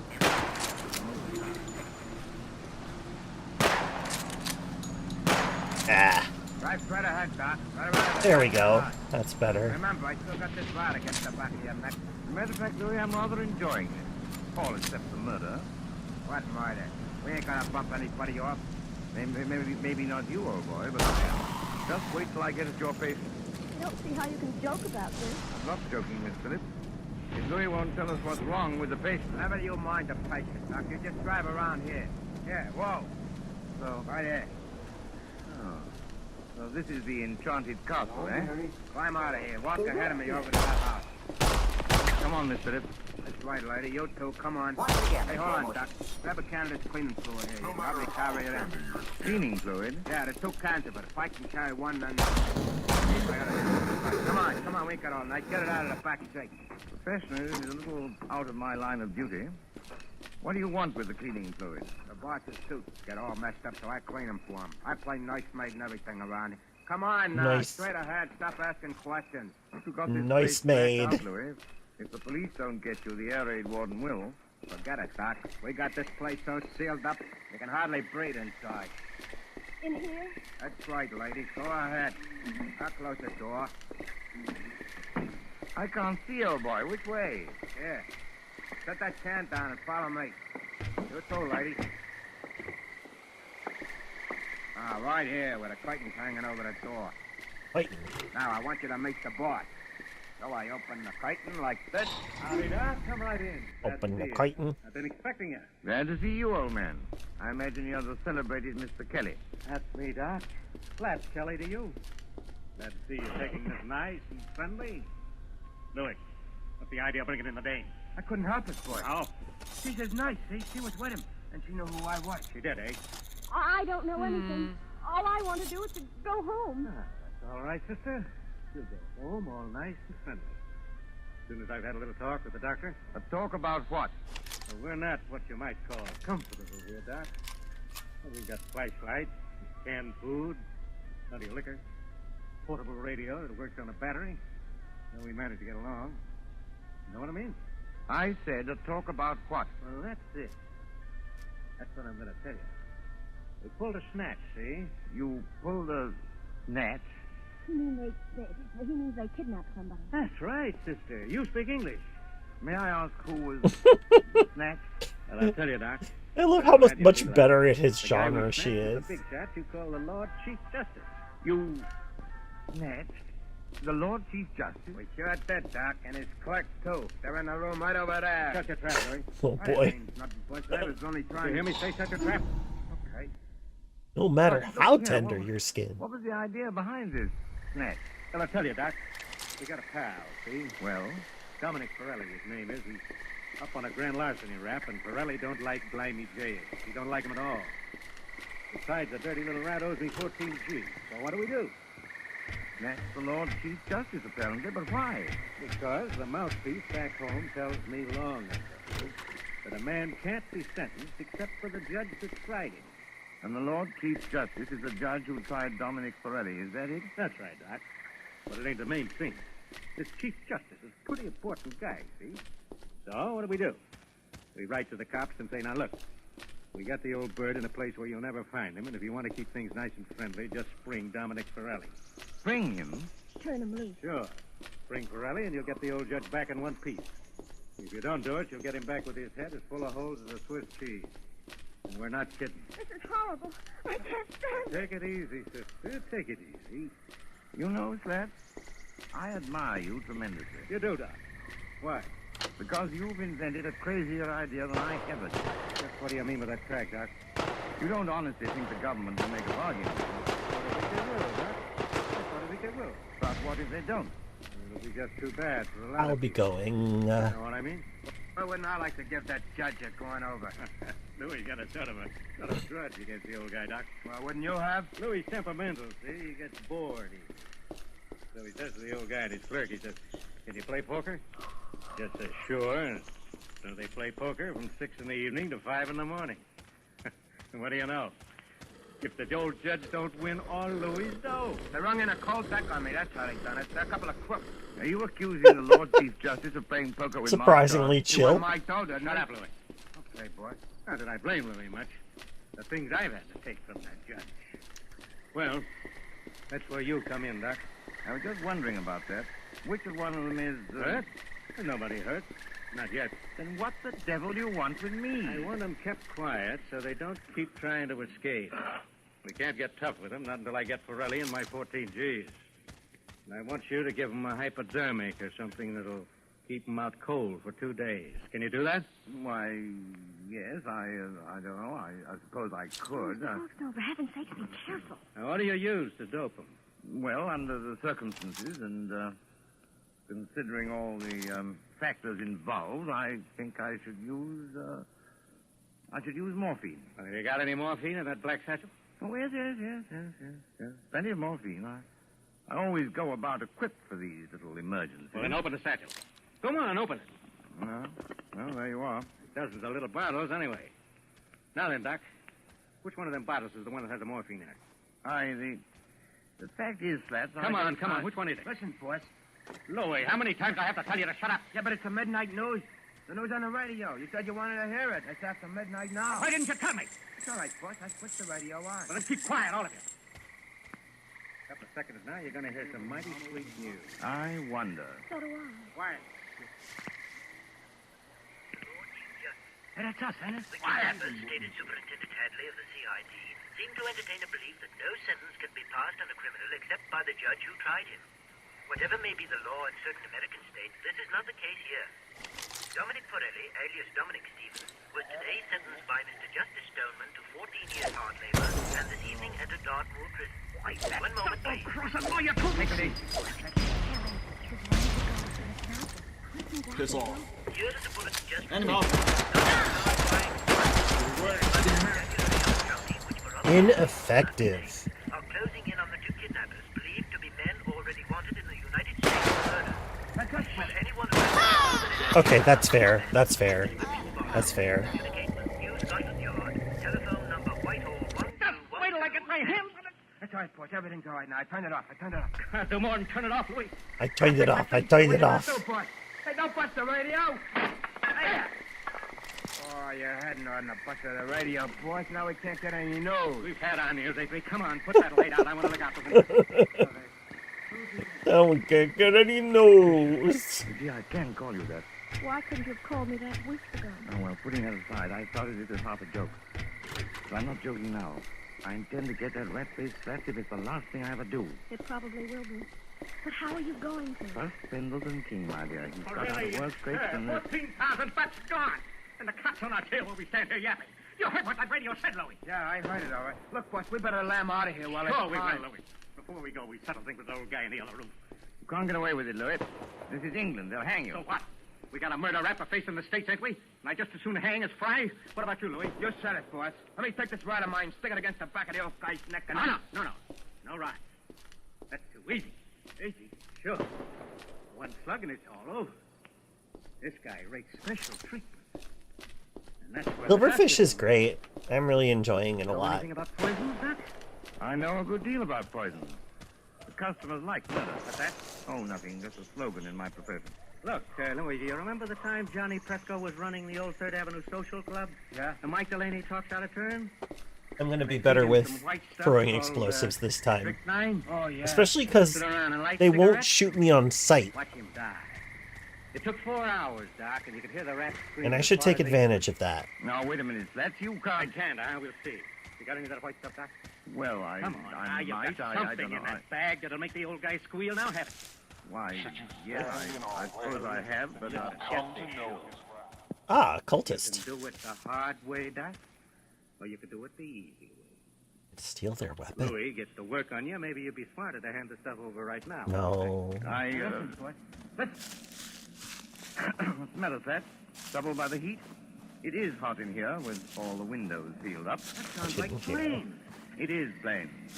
British planes going over to put the heat on Germany? No such luck, old boy. German planes coming to bomb us. About a dozen Heinkels, flying 20,000 feet up. Very keen ear, Miss Phillips. Say, I'd say not over 15. That's the first wave, Fat. There'll be another wave in a minute or two. But you needn't be alarmed. They're going somewhere else. They only... Duck, Louis, duck! The way I heard you forced them under the table already. What in the world? Only a little visiting card, Fat, and fully a quarter of a mile away. Put out that Why light, Louis, and bother? pull that curtain back off the window. Yeah, let's watch that. See what you can see. Okay. Do what I tell you, All right. big luck. All right. We'll see, we'll see. I'm gonna try the assault once That's again. that thing. Guy's as black as pitch. Oh, look over there. Well, what is it? It's a light, boy. Funny kind of a white light. Up there over the tree. It's not very steady. It starts and then dims. And then it starts and dims. Only a basket of incendiary bombs, Louis. Incendiaries, eh? Jerry, you got an idea? Louis, this is just what we've been waiting for. Those Scotland Yard cars are going to get held up until we can settle things with those guys in the other room. Come along with me. Why don't you two lugs get smart? Jerry. What's that? You don't want to have your neck cracked on a rope, do you? Or burn in the electric chair back home? What are you getting at? Why not take advice from somebody who's been killing people in a professional way for 15 years? I'm not in the mood for What gags, is- Doc, but keep on talking. This Lord Chief Justice and his clerk, what do they look like? Hi, Cole. A little guy with a bald head like me. And the other one is a big guy with a punch-drunk hand like Louis. Why? I thought so. I've seen their photographs. When the next wave of planes comes over, and it will, why shouldn't an incendiary bomb hit this house? You mean you think it ain't too safe here? Be quiet, Louis. Go ahead, Doc. In other words, you leave the Lord Chief Justice and his clerk tied up in the other room. Then all you have to do is to set fire to the place. Justice cheated, Medlington gangsters die and blaze. Jerry, have you gone crazy? They may catch you eventually, yes. But it'll give you a few days' start. Hey, maybe you got something there, Doc. And it's got to look good. This house was dropped like a piece of paper in a furnace. Whew. Past any possibility of being That put did out. go well. And that's the catch. Why so? This house is in the middle of a swamp, see? It's as damp as your own climate. You couldn't make it burn with a blowtorch. Oh, yes, you could. Aren't you forgetting the cleaning fluid? Delightful. Cleaning fluid? In that other room, you've got 2 gallons of cleaning fluid. That's benzene, a derivative of petrol. Soak every inch of the floor of that room with it, every inch of it, mind, and the place All will clean. go up like tinder. Of course, I'm gonna have to, like, go down to the ground to loot them, which is annoying, but hey, at least I retook the spot. Andre? Are we likely to talk? Better put a couple of slugs. I didn't even dislodge the TV. What's one or two more Pretty bucks in good. a spot like this? Maybe you're right at that. Ooh, Anyway, right. Jack, thanks I for turned the on swell shared idea. stash. You heard what the doc said, Louis. Get Oh, going ho, with the cleaning ho. Both of you had better do it, I'm warning you. stuff. Oh, why? Hear that? Because there isn't much time. Here they come. Oh, right. After the fire starts, after the last wave of planes has gone over. Well, maybe you got something there, too. But I'll just take a little precaution first. What are you going to do? These are handcuffs, sister. Two of the neatest pair of cuffs we ever swiped off a dumb cop. Well, just lock your arms around the back of the chair, like this. And the doc's arms around the back of his chair, like this. And you'll get going. Come on, Louis, through the curtain. Okay, I'm coming, Fort. Bye-bye, Mr. Hawkstone. On your lady front. Be seeing you in the funny papers. Or in the morgue. Funny papers.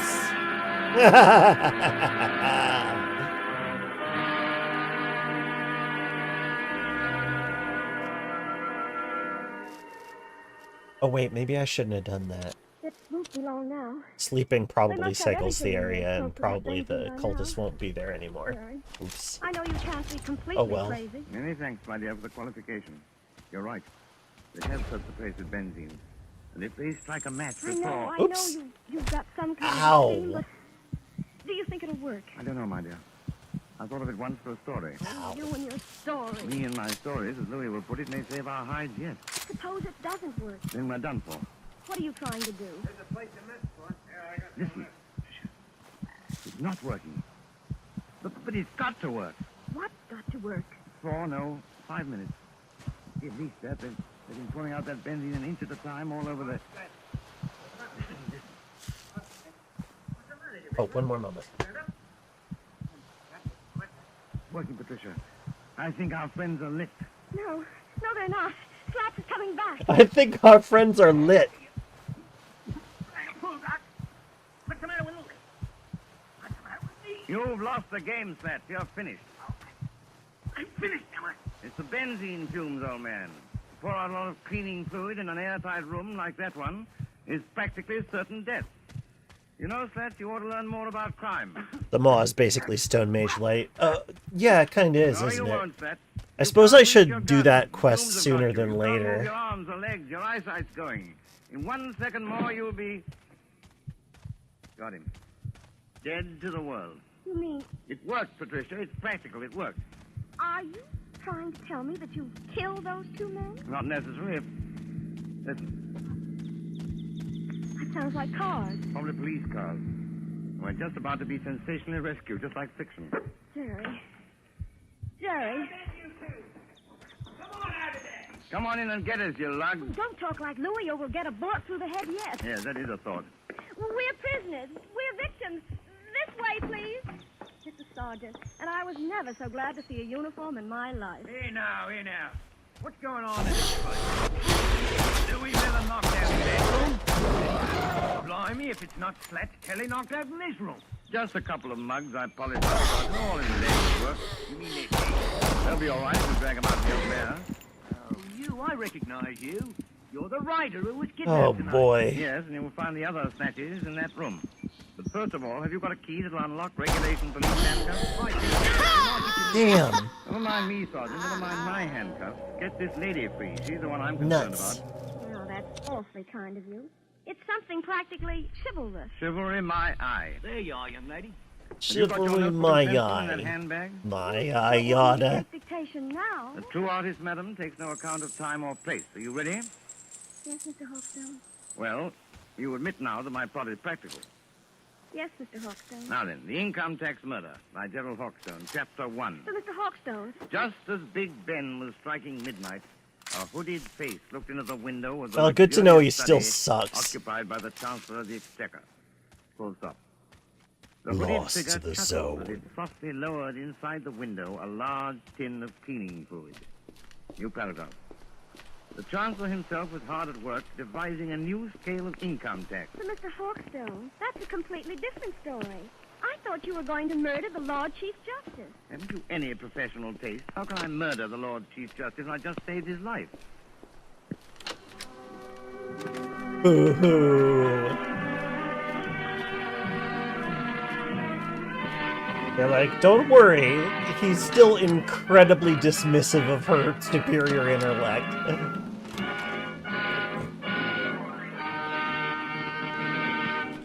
And so Sheesh. ends The Customers Like Murder, starring Roland Young with Peggy Constance.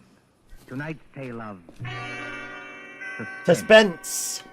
This is your narrator, the man in black, who conveys to you Columbia's invitation to spend this half hour in suspense with us again next Tuesday, same time, when our story will be The Dead Sleep Lightly.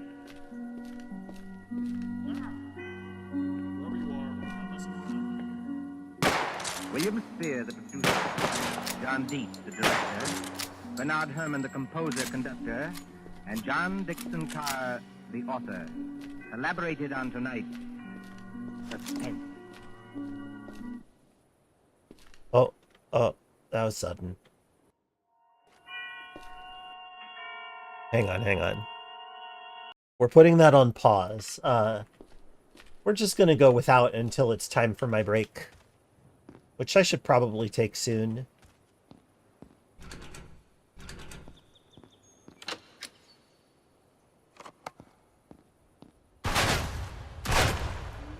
Shoot.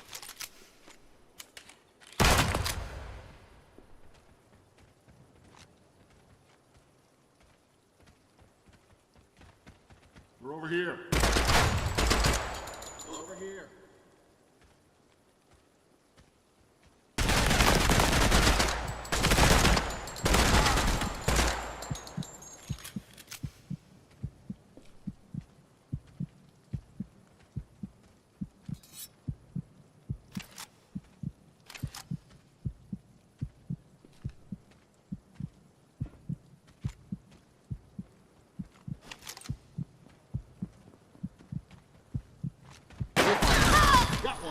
Oh, boy.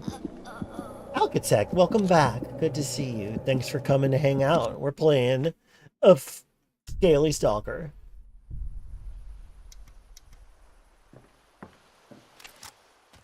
Thank you for resubscribing. I appreciate that. Maybe I should just go to Crossroads.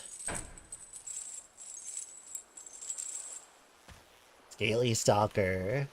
Walking down the street, Scaly Stalker.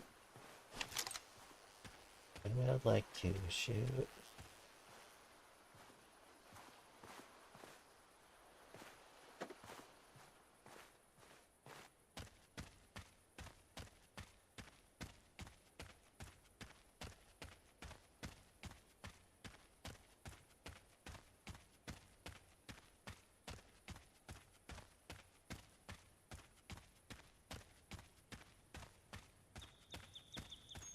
Scaly Stalker enjoys a buggy street treat. Scaly Stalker.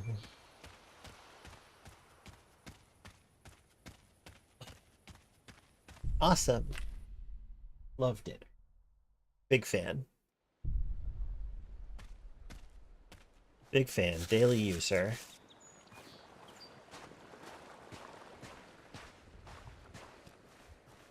Fried up rice. Very nice.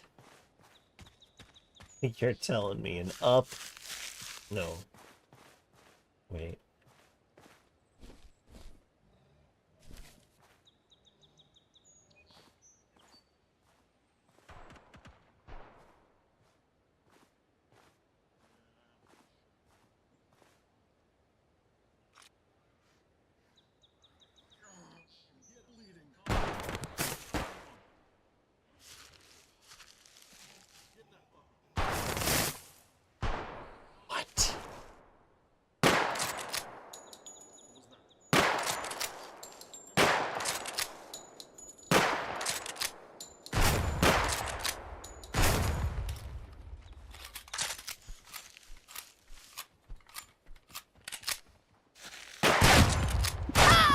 Nuts.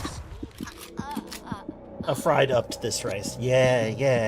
That's what I'm talking about. I'm dying a lot.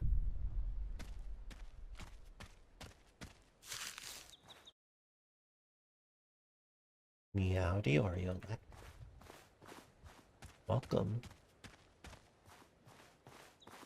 We're listening to old radio shows and playing Project Silverfish. We're taking a brief break from the radio, but when I go on break, I'll play the next episode. We're listening to old episodes of Suspense.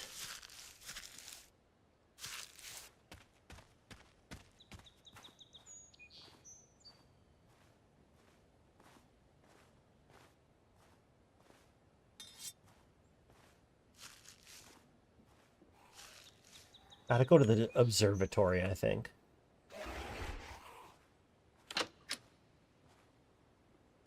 Beef. Beef.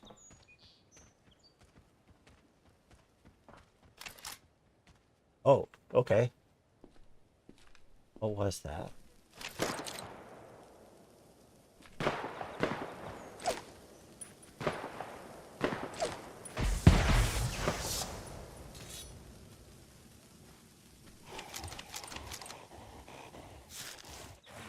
You just get so excited. I think that's beautiful.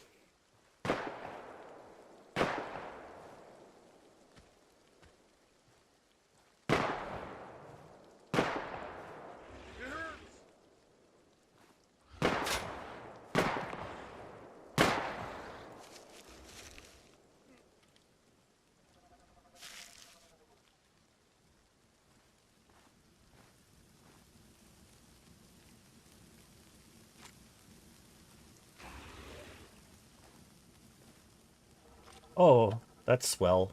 2 of them.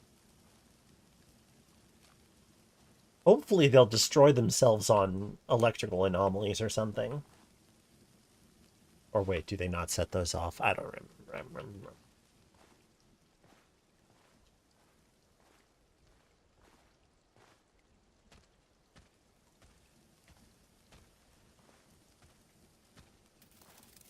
Bug. A bug.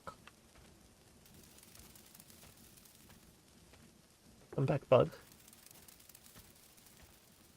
Oh! Thank you.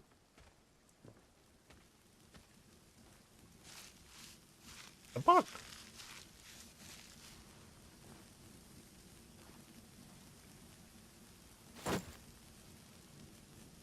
Dragon spine. What? Interesting.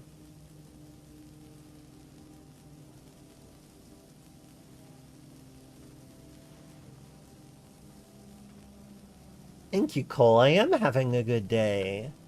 I've been looking forward to doing this whole, like, radio shows and video games thing. Oh, nice. A scope 45 lever action. Alright. Sure. Yeah, I got the dragons. Bug. It's a bug. Bug.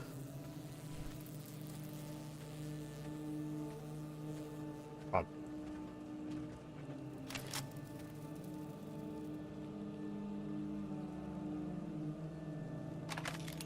Yeah, it's fire resist.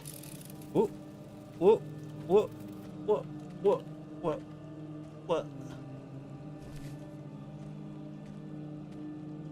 And yeah, it's slightly increase your resistance to fire damage, but it also makes me take damage on contact with water, which is a pretty huge disadvantage. Bug time is very important.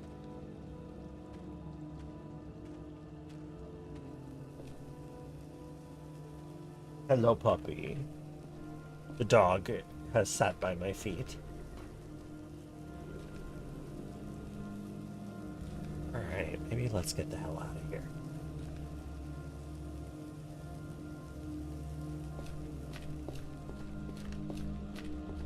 Boy, there might be no way out of this.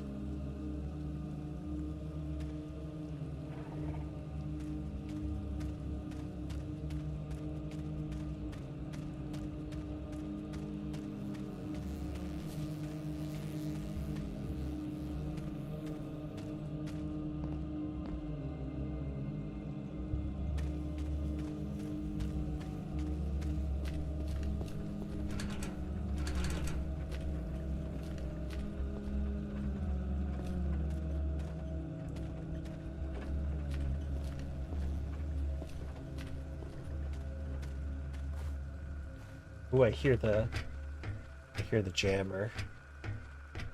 There you are.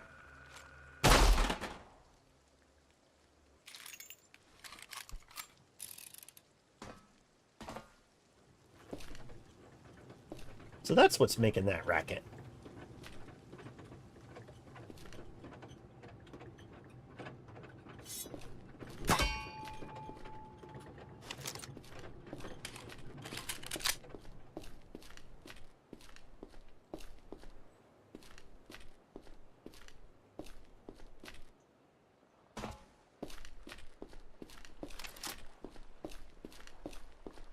Extra stinky lizard takes psychic damage from being cleaned. Yeah, stinky.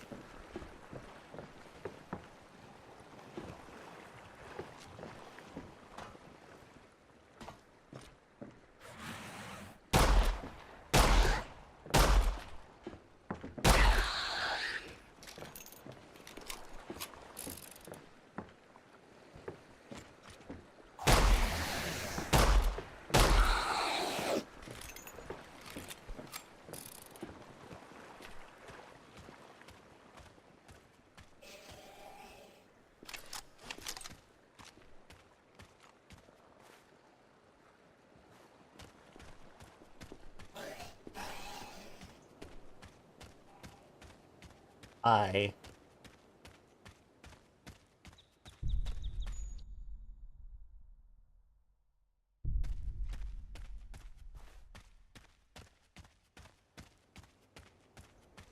Oh, I'm sorry, puppy. You have to go pee. No, are you just bored, buddy? I understand. Okay, cool. That's worth a lot.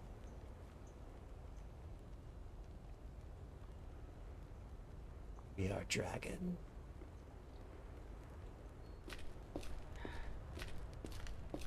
Let's go turn in the thing, and then maybe we will take a break. Because I'm about due, and we can listen to more radio.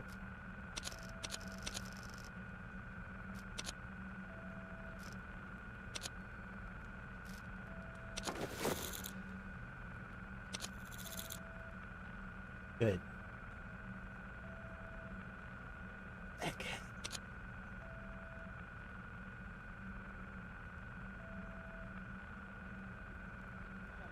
I should take that before I go down to RG East.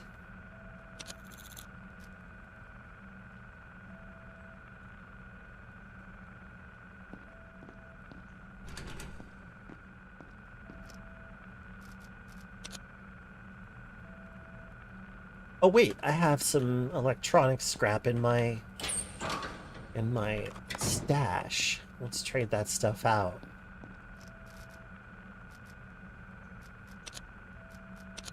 Get some... These are literally the first lockpicks I've managed to find. There we go. And there's the computer board for Dr. Mosby. Now I'm truly ready.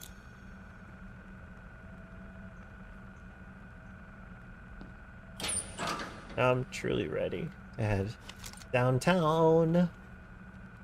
Okay, this is... I don't have enough 30-06 to justify my continued use of that particular weapon. Should I put these back? No, I really like having the bolt action. Although instead of that 45, I have this one.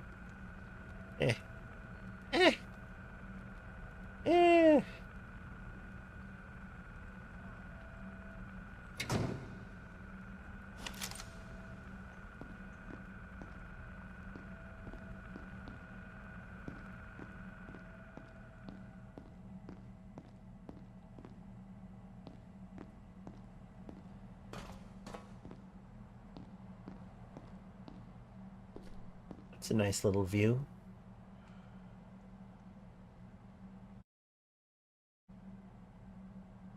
This is for the lockpicks. Oh no.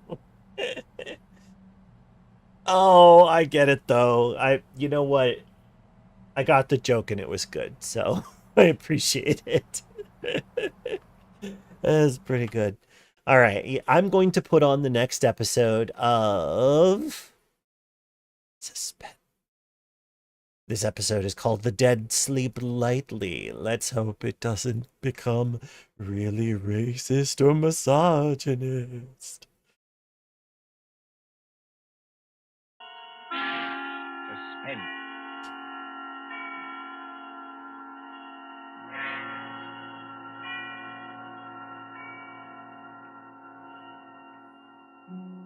This is the Man in Black, here again to introduce Columbia's program, Suspense. Our stars this evening are three. In the order of their appearance, they are Walter Hampton, one of the theater's proudest names for 2 generations, and Susan Hayward and Lee Bowman, 2 of Hollywood's brightest younger stars. The story called The Dead Lee Bowman, 2 of Hollywood's brightest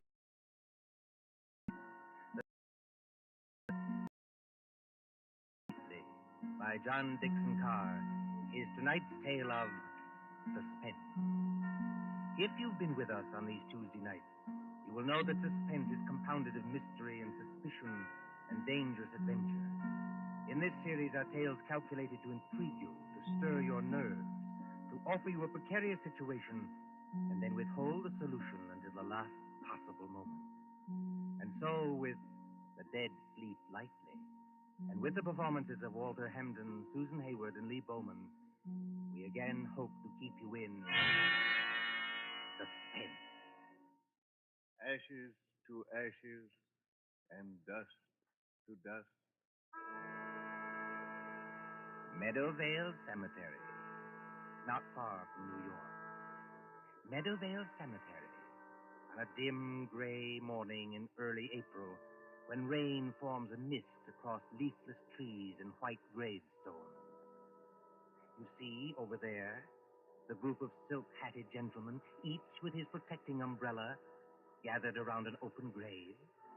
You see the clay soil freshly dug. You can hear perhaps the creaking of support as the coffin is lowered into its everlasting house, and the droning voice of the clergyman. I am the resurrection and the life, saith the Lord. He that believeth on me, though he were dead, yet shall he live. Live? Quiet, Mr. Templeton, please. What's wrong with old Templeton? Please, sir, remember where you are. She's not alive, I tell you. She's not alive.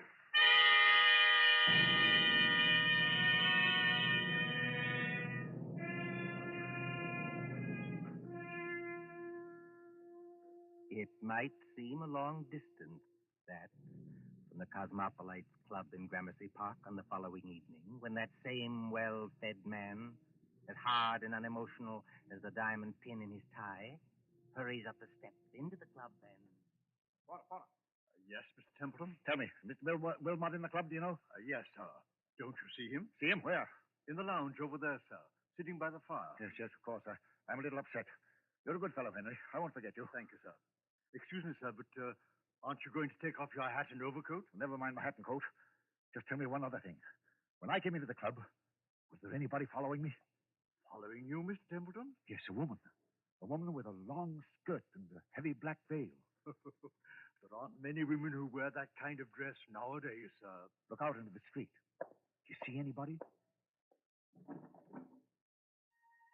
No, sir.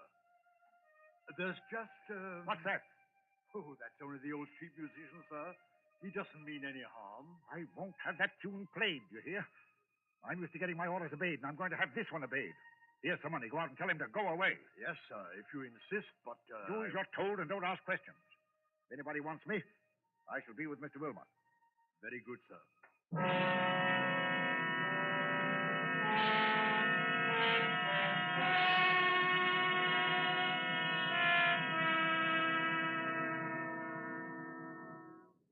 Good evening, Wilmot. Mind if I sit down for a minute? Oh, not at all. Pull up a chair. Want some coffee? No, thanks. I'll get down to brass tacks right away. Yes, you always do. I've noticed that. Well, I'm a pretty self-sufficient kind of a fellow, Wilmot. I've made a name for myself, even if I do say it myself. But, well, the fact is, I need advice. What's the successful publisher asking advice from one of his own authors. That's something new, isn't it? Now, look here, Wilmot, I'm serious. All right, I take it back. What's on your mind? You've studied what we'll call the supernatural, haven't you? I've lectured and written books about it, yes. And did you ever meet a ghost? No, I can't say I ever did. Have you? It might only be my own imagination. Yes, that's what scares me. You get on in years, and your arteries harden, and you don't take enough exercise, and you think something ought to be done about your waistline, but you never bother. You see, Wilmot, I went to a funeral yesterday. You did? Whose funeral was it? The person who died has nothing to do with this. It was old Simpson of Harley and Sons. We thought it was only decent to make up a party and go to the funeral. And I took my secretary along, a girl named Molly Carroll. I'm leaving for Washington tomorrow. Besides, I'm moving house. So there was a lot of work to do. What I couldn't stand was that infernal cemetery in the rain.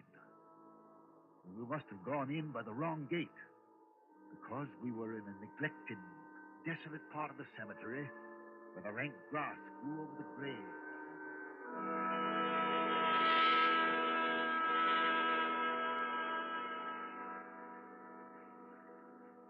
You'll oblige me, Miss Carroll, if you first find out the proper directions of our places.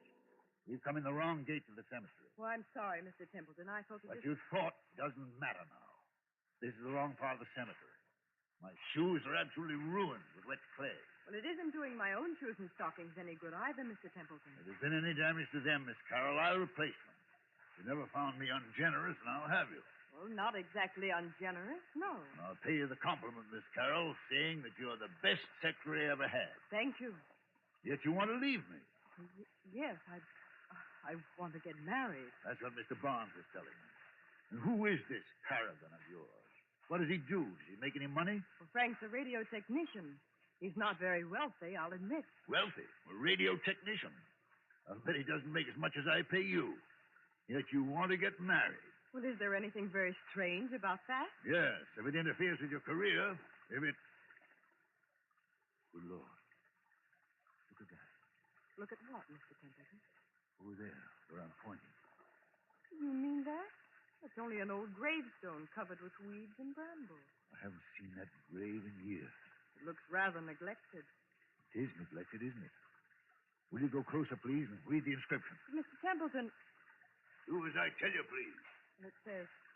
Let's see if I can get some of these weeds aside. It says... Sacred to the memory of Mary Ellen Cleaver.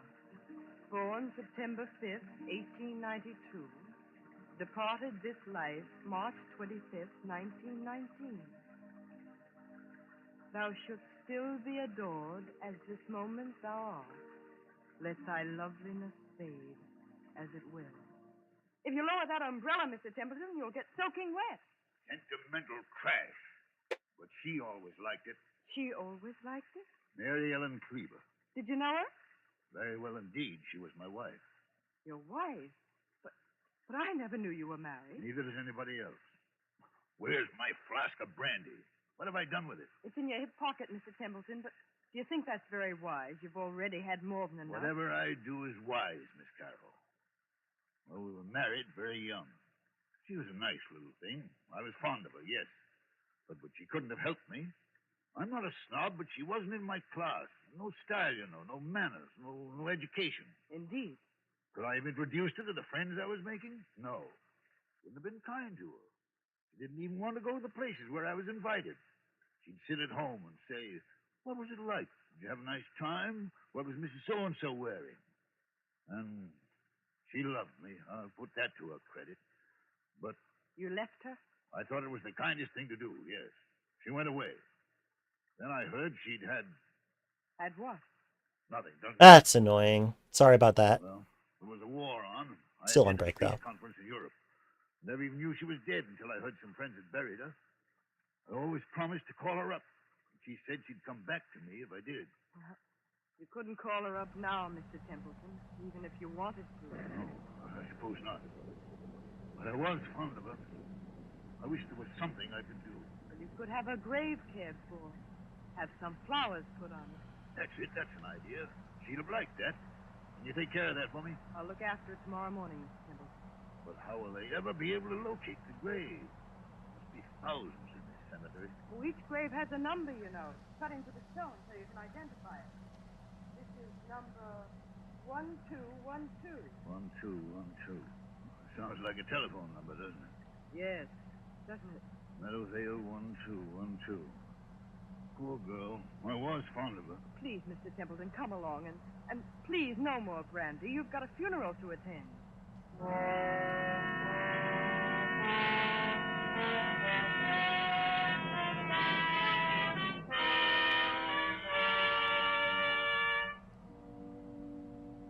And then, Wilmot, the night came. And the horror. What horror? Take it easy, man. There's nothing to worry about. You were sitting here in the Cosmopolites Club. Yes, but I wasn't sitting in the club last night. I was on my way home. And why should that scare you? I don't know, but it did. I'd been jumpy all day. That infernal number kept running through my head. Meadowvale 1212. Have you ever seen my house? Yes, it's that big sham Gothic place on Riverside Drive, isn't it? Yes, big and dark and drafty like a mausoleum. I told you it was moving house to an apartment downtown.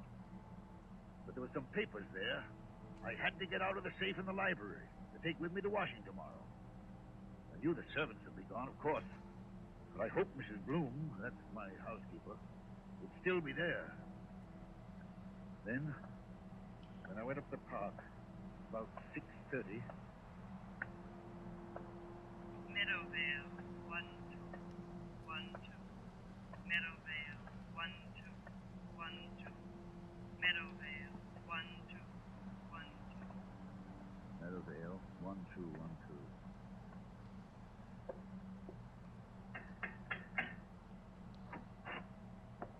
Mr. Templeton, this is a surprise. Sorry to trouble you, Mrs. Bloom.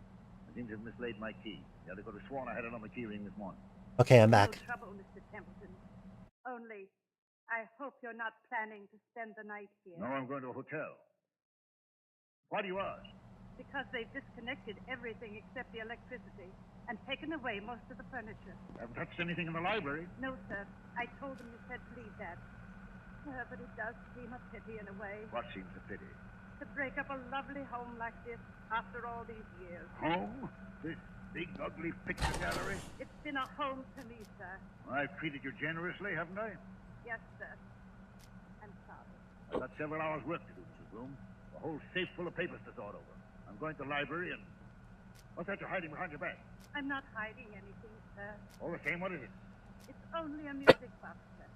I found it in the attic when the moving men were here. If I hadn't known there were, well, no ladies in your life, I'd said it belonged to one of them. I love to hear them, sir. May I? Miss Bloom. Yes, sir. If you don't want me to smash that music box, turn it off. Yes, sir, I'm sure I'd never...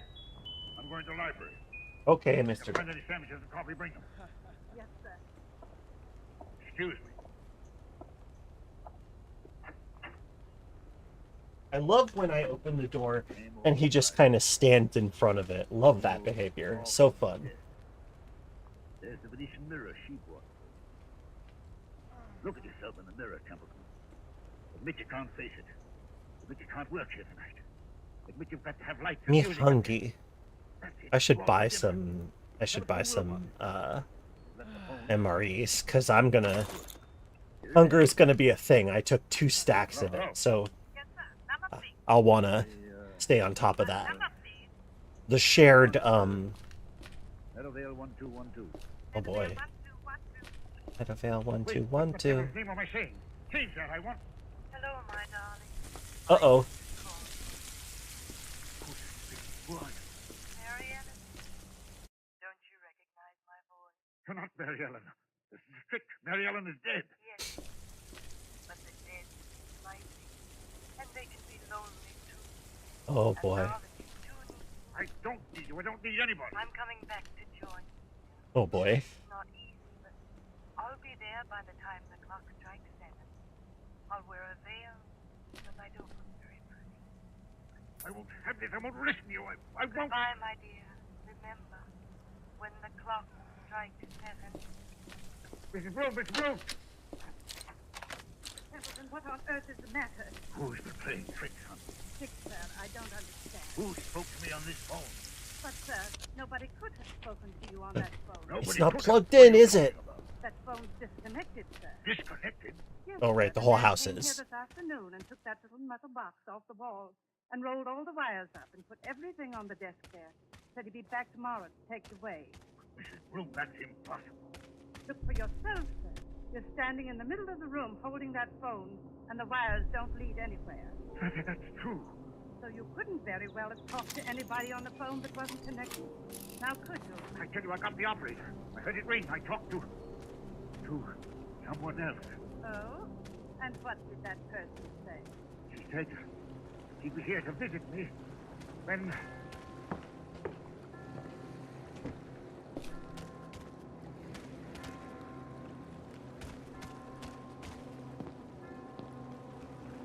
Mr. Templeton, what's the matter?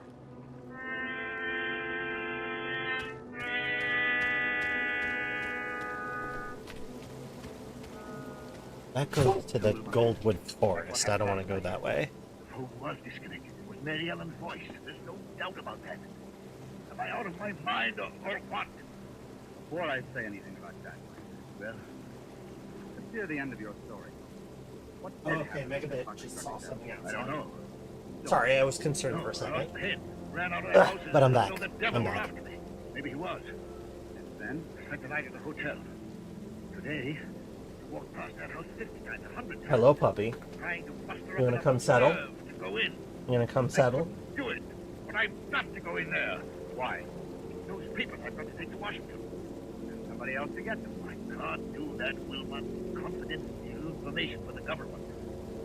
I've thought of everything. I've even bought a revolver, see? Oh, good heaven, man, put that gun away. The other club members that think you have gone insane? Then I thought of you. You know all the tricks of fake spiritualists. You've written about it, lectured about it. Reminds me, by the way, I'm lecturing in about 20 minutes. You've got to break that engagement, Wilmot. Why? Because you're going with me to my house tonight, now. Impossible, old man. Now sit quietly and listen to me. I'll go with you willingly, tomorrow morning. That's too late. I'm taking an early plane to Washington. Well, then wait until I can get away from the lecture. Say, around midnight. I'll tell you what I'll do. I'll take a taxi and join you as soon as I can. That won't do. I've got to know the answer now. You understand? Aren't you being a little unreasonable about this? Unreasonable or not, I usually get my own way, and I mean to have it now. Well, then I'm afraid you'll have to go to the house alone. Sorry.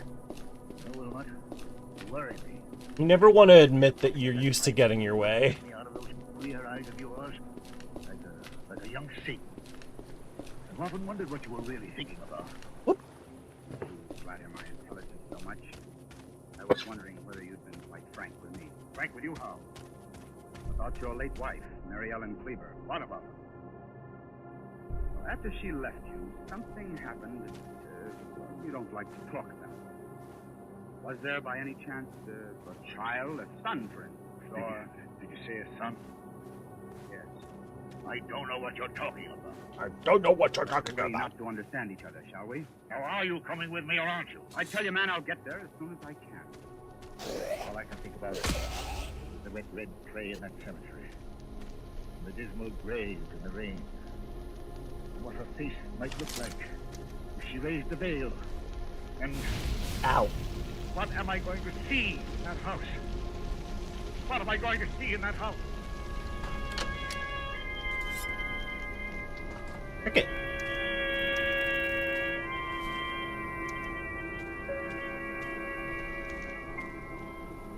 Oh, the clocks chime. The hours dwindle. The traffic roar of the city sinks to a low growl behind twinkling lights. It is midnight. When a taxi moves along a certain street towards a certain house out of a bygone age. Sightless, black against the stars, surrounded by iron railings and with a path bordered by fir trees leading to the front door. Look, too, with the face of Mr. Patrick Wilmot when that taxi roars. All right, driver. How do I not have a tack light yet? Being wait, mister? No, you needn't wait. The change. Thank you. Night.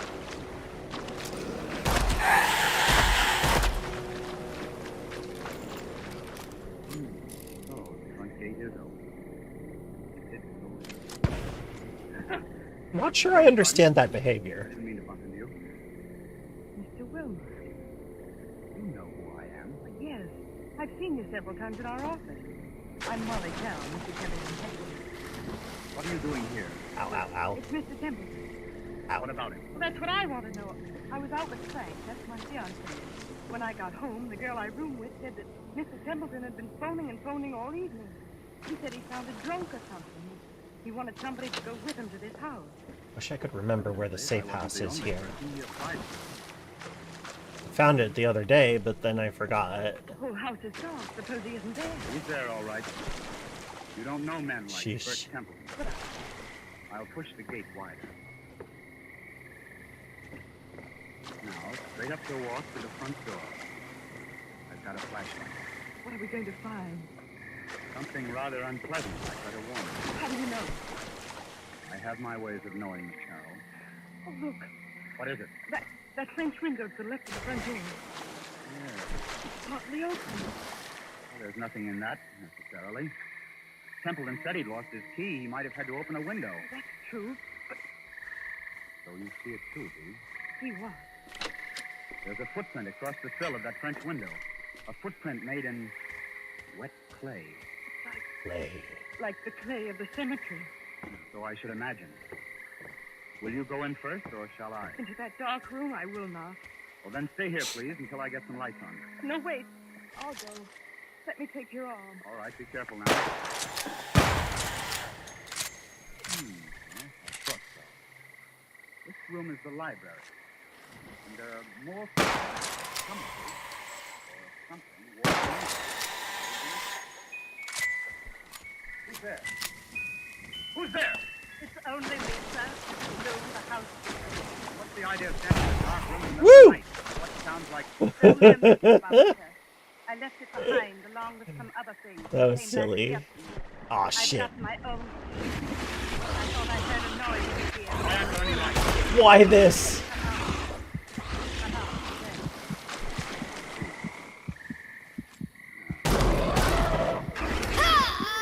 Alright. Okay. Alright. What is it, sir? I'm as blind as a bat without my glasses. Mr. Templeton. He's lying on the floor beside the desk. Oh, he isn't. No, he isn't dead. His face is the color of putty. I think he's had some kind of stroke. We better not take any chances. Mrs. Bloom, Yes, sir. get outside to the nearest telephone and call for an ambulance. Tell him it's an emergency case. You're Mr. Wilmot, aren't you? Oh, hey. But what happened to him? Ask a dead woman. I beg your pardon. Never mind. Hurry. Hurry. What are we going to do? Sheesh. Templeton seems to have been looking at papers for the We'll relight. Brutal. All the papers scattered round Mr. him. Wilmot, please. What happened to him? I'll tell you.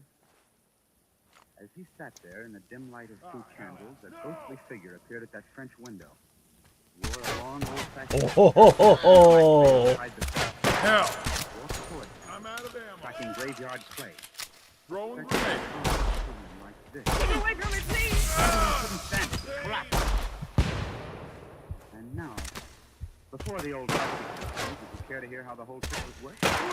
What trick? Have you heard about the ghost voice that talked on a disconnected telephone? Oh, yes. Yes, he said something about it this morning, but I thought he wasn't himself. He wasn't, but he heard it. Remember Mrs. Bloom's story about the telephone man? Yes. They don't send a man round to yank the whole apparatus off the wall, put it on the desk, and say he'll be back for it next day. This man from the telephone company was an imposter. And the telephone company... Cover me. Oh, look, he's moving his hand. He's trying to open his eyes. Isn't there anything we can do for him? No, there's nothing we can do to it. In the meantime, listen to me. What did this imposter do? He took away the real phone and substituted a spirit telephone. You don't know what a spirit telephone is. No, of course not. It's an old device used by fake mediums. You see a telephone without wires standing on a desk, like that. Pick up the receiver Sheesh. and talk to the dead. Of course, you never really talk into the phone at all. But if you don't talk into the phone, then... Fixed underneath the desk is a tiny microphone with hidden wires leading to another room in the same house. That microphone picks up every word you think you're saying to the phone. Is that clear? I think so. Now, the dummy telephone is really a low-power radio receiver. Somebody in another room can talk back to you after hearing what you say on the wired microphone. Then, Mr. Templeton... If Templeton hadn't rung Meadowvale 1212, then rest assured that same number would have rung him. Well, then the scheme couldn't fail either way. But, you see, there's one thing in this matter I haven't got quite clear even yet. And what's that? Tell me, Miss Carroll... just Now why I did you have a work this silenced little trick? Why gun. did you try to scare your father to death? My father. Templeton is your father, isn't he? That might be rather difficult to prove, Mr. Wilmot. By George, I admire you. Thanks very much. I'm flattered. Expressionless as ever. Eyes as hard and cold and blue and handsome as... We missed a lot of this episode, but I sort of But I low-key knew you were don't guilty, of care. course, when I heard your fiancé was a radio technician. You can leave I'm Frank not going out to of go this. back. Oh, you had scruples. Have I touched you? Nothing can touch me. Not since my mother died. Your fiancé installed the ghost mechanism and took it away today. He probably thought it was only a joke. He did. I swear he did. And the rest of it was plain enough. Who led Templeton to the wrong gate in the cemetery, past that woman's grave? You did. Who was the only one who could have stolen the key to this house off that key ring he took to the office? You were. You needed that key to come and go as you liked and impersonate the two voices on the phone. Is there any need to go on with this? He killed her, you know. Templeton killed your mother? Oh, not with a knife or a bullet or poison. All he did was break Oh, her ow. heart. And that's no offense in law. Well, I've done what I wanted to do. I've torn his whole rotten life to pieces. And there he is, gasping for breath on Oh, the hey. floor. And I'm glad. I'm glad. He is my father. Does he know you're his daughter? No. Oh, of course not. When I went to work for him as a secretary, he hadn't even seen me since I was a child. But I got near him. I worked for years to get near him. I wish I hadn't. Here, you've got to pull yourself together. Why? Who cares? The ambulance coming and maybe the police. What do I care? Tell the police what you like. Dear girl, you don't think I'll tell Quiet. them. Amateur safety doesn't believe it. Look at This is so he's doing something that we can't. What's that he's got in his hand? He's putting it against his chest. I'll stop him. Look out! Look out! Oh, Mary. Go right there. Good love her. And now he's tried to join her. Oh, don't let him die. It's all right, Molly. You grabbed the gun just in time. If he doesn't die, I'll make it up to him. I swear I'll make it up to him. You're going to die. But What? What? What? I was just wondering. Is there a ghost in this room tonight?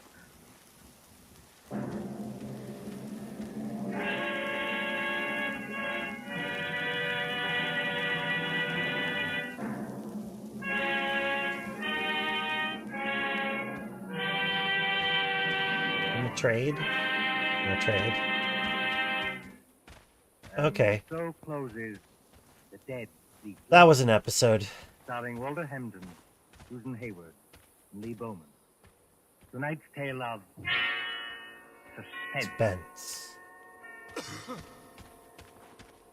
This is your narrator, the man in black, who conveys to you Columbia's invitation to spend this half hour in suspense with us again next Tuesday. Miss Hayward appeared through the courtesy of Paramount Pictures, and Mr. Bowman appeared through the courtesy of Metro Goldwyn Mayer Studios. William Spear, the producer, John Dietz, the director, Sheesh. Bernard Herrmann, the composer-conductor, and John Dixon Carr, the author, collaborated on tonight's Suspense. Suspense.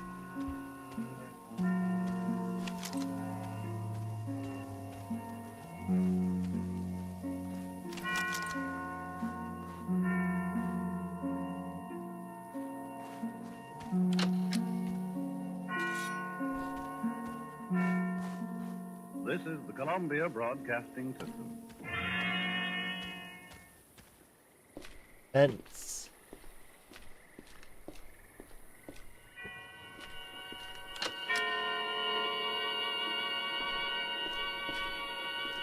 Sparhawk, I've enjoyed this game a lot.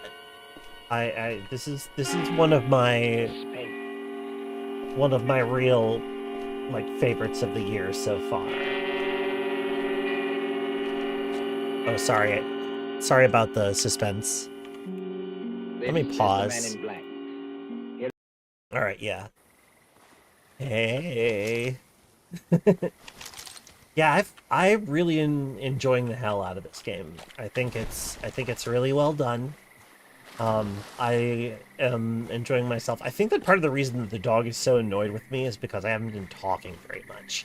I think that when I'm not talking, he gets bored and irritated at me. We're going to use an ordinary garden variety peach with its short, close bars and... Whoa. Okay, I don't want to deal with a handyman right now. Come on. We're not doing this.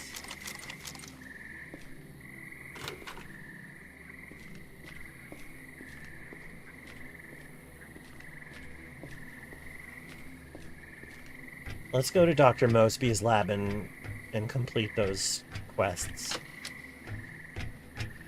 Wait a minute. Wait a minute. I have a crowbar.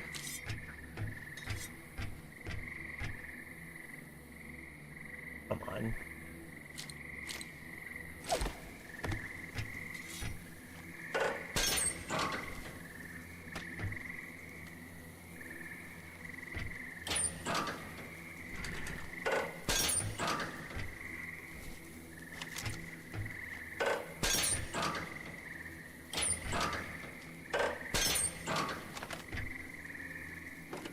Crunchy milk.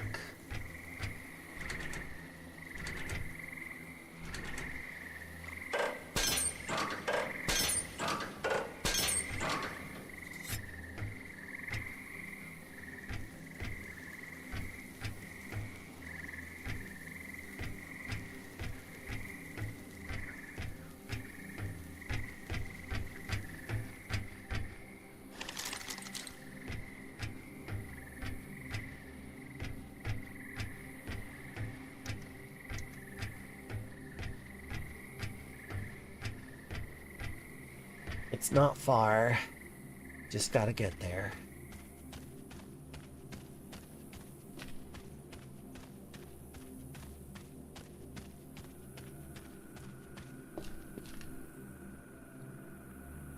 Now that's a familiar noise.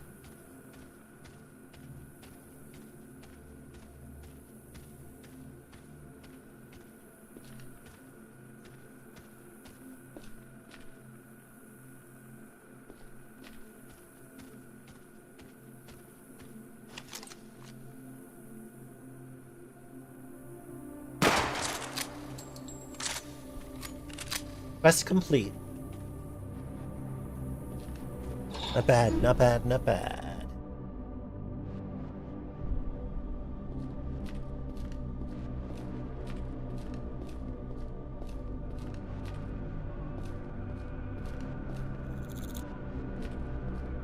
Dr. Mosby.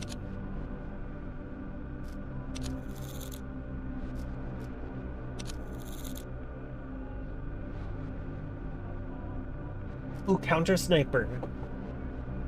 I can get my sniper rifle. Although maybe I want to do that after I take care of the RG East stuff. Damn. I'm low enough level that I can't just be like, well, I'll buy the night vision goggles while I'm here. We're just not there. We're not there.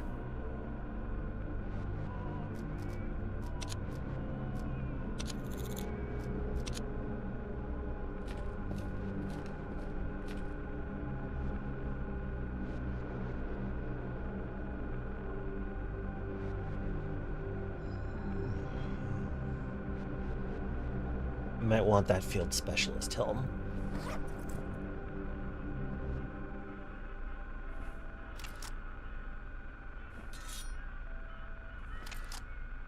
Hold up a second.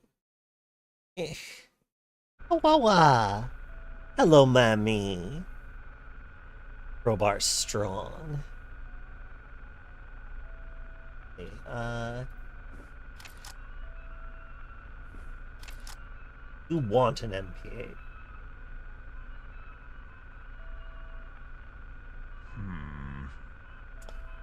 Yeah, my thoughts exactly. I'll throw in all the shells. Hey, just enough.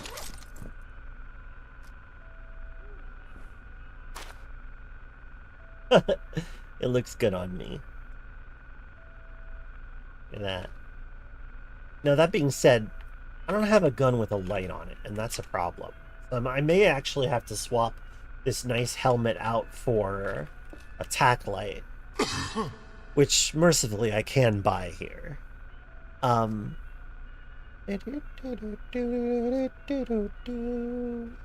least I have some money, like, from completing those quests. I can consider duct tape. Oh, I have.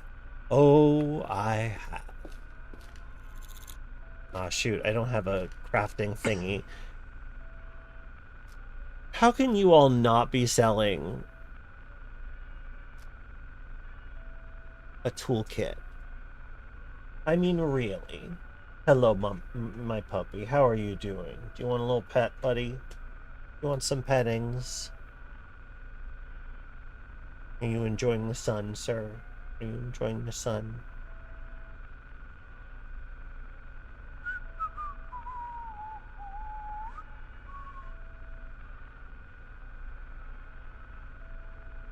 Petting the dog. You know, you gotta.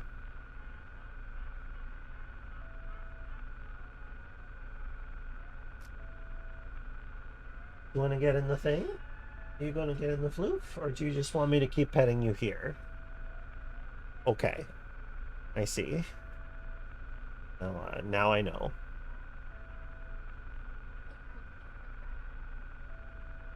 The duct tape mod is a classic. Yeah, you're absolutely right. Yes, I understand the assignment, sir. I understand. I understand.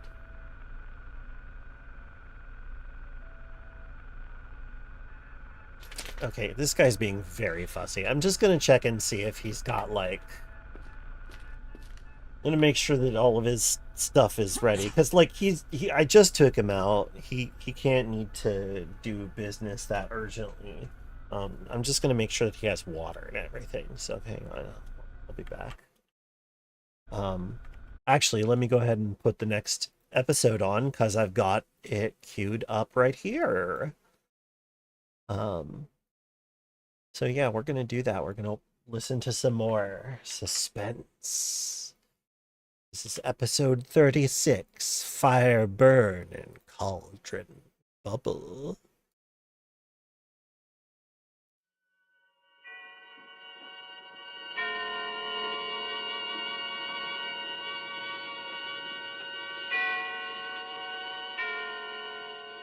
A Gewehr 88? I don't know that one.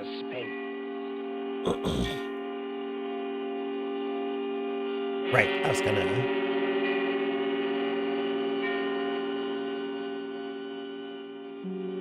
This is the Man in Black. Here again to introduce Columbia's program, Suspense. Our distinguished star this evening is the stage and screen favorite, Mr. Paul Lucas, whose performance is in The Lady Vanishes, and in the stage production The Watch on the Rhine, you will recall with pleasure. Tonight's tale of suspense is a story by John Dixon Carr, Fire, Burn, and Cauldron Bubble. If you've been with us on these Tuesday nights, you will know that suspense is compounded of mystery and suspicion and dangerous adventure. In this series are tales calculated to intrigue you, to stir your nerves, to offer you a precarious situation, and then withhold the solution until the last possible moment.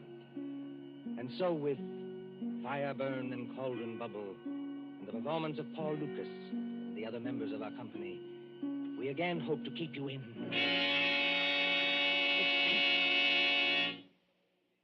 Drury Lane Theatre presents the distinguished American actor, Myron Willard, in Shakespeare's Macbeth, with magic effects especially designed by Ludwig von Arnheim.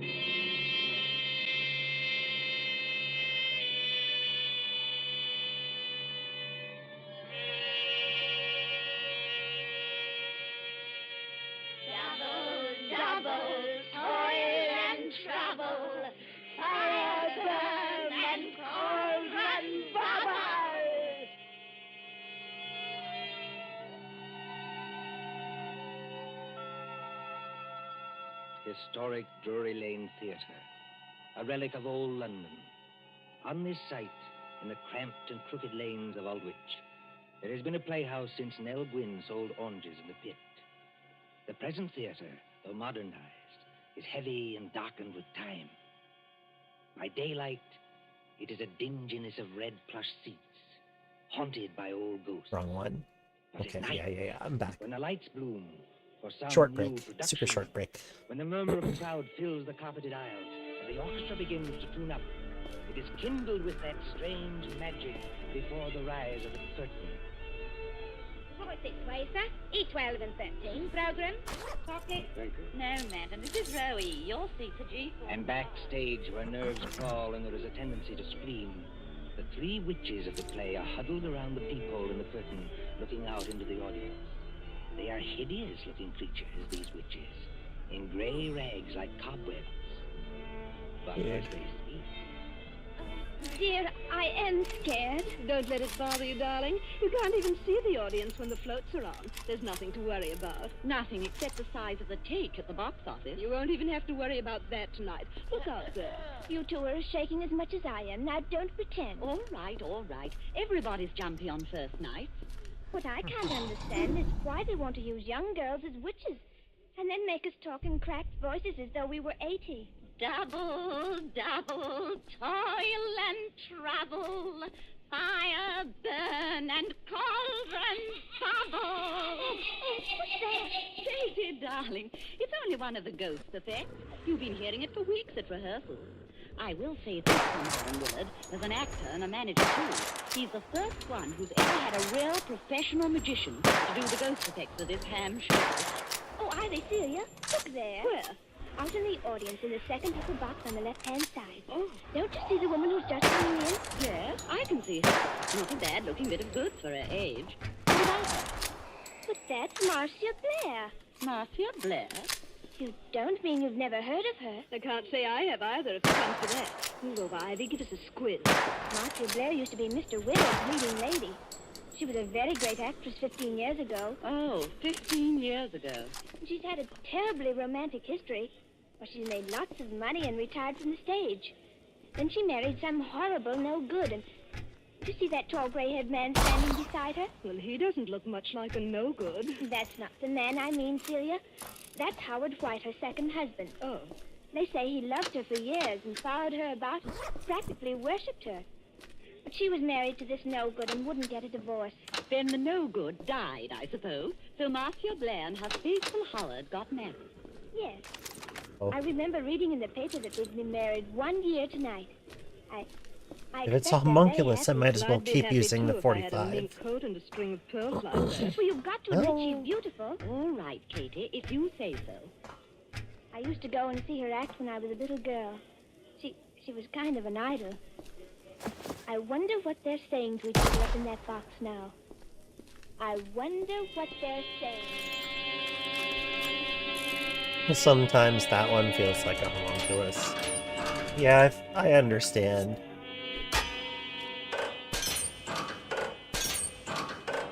Yeah, I wish you wouldn't be so uneasy.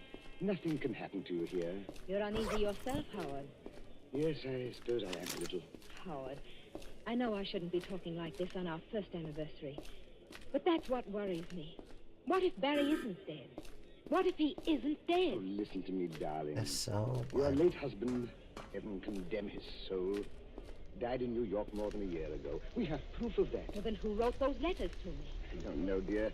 Somebody playing a joke on us. Joke? If you marry him, Marcia, you won't be alive a year from then. Joke. But you're married to me, my dear. Ah, finally, a toolkit. Well, that's a good thing to find. Excellent, excellent. The Ides of March are come. I know, puppy. I'm not talking enough. But not gone. And it's still 2 hours. 2 hours to the time Back in we're just a actually second. married. Oh, look here, dear. This is carrying an obsession too far. It would be just like Barry to wait until the last moment, just to make it worse. You knew him. Yes, I knew him. He was a genius. I suppose so.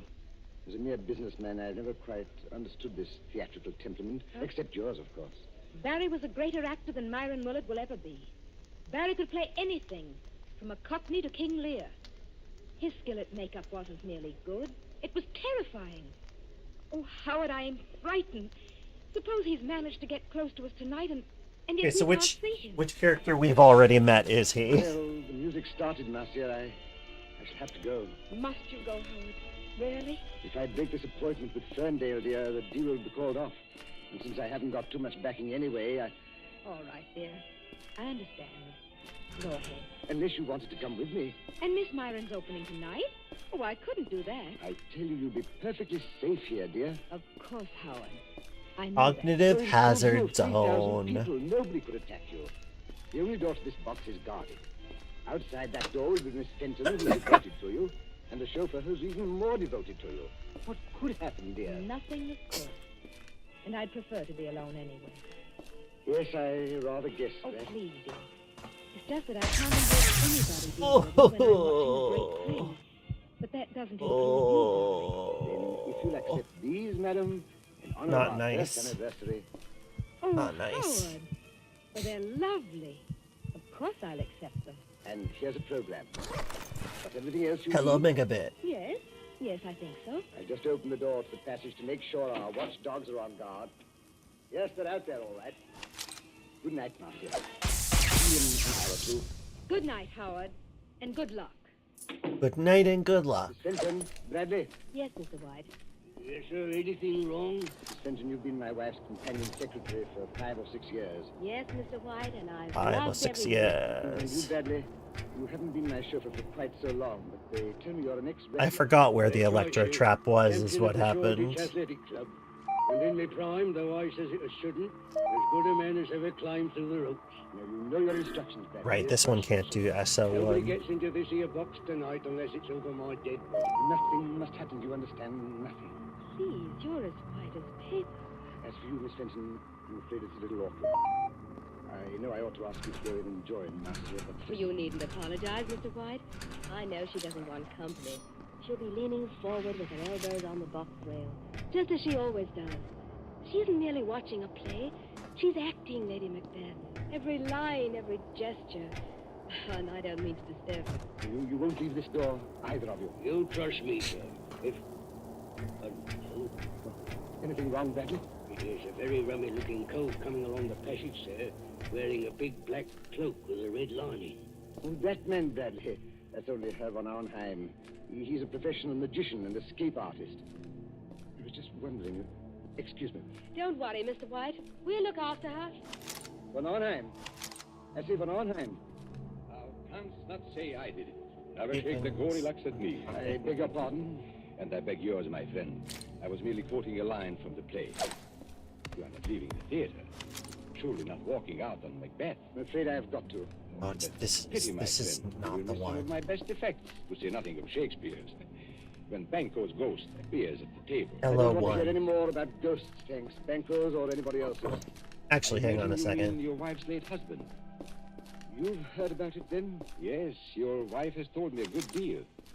She seems to think that in my profession I might have some charm over demons or spell against Get its ghosts. attention. You know, Von Arnheim, in a muddled Hey, egghead. way, that's what I've been wondering myself. Unfortunately, I'm gonna get ya.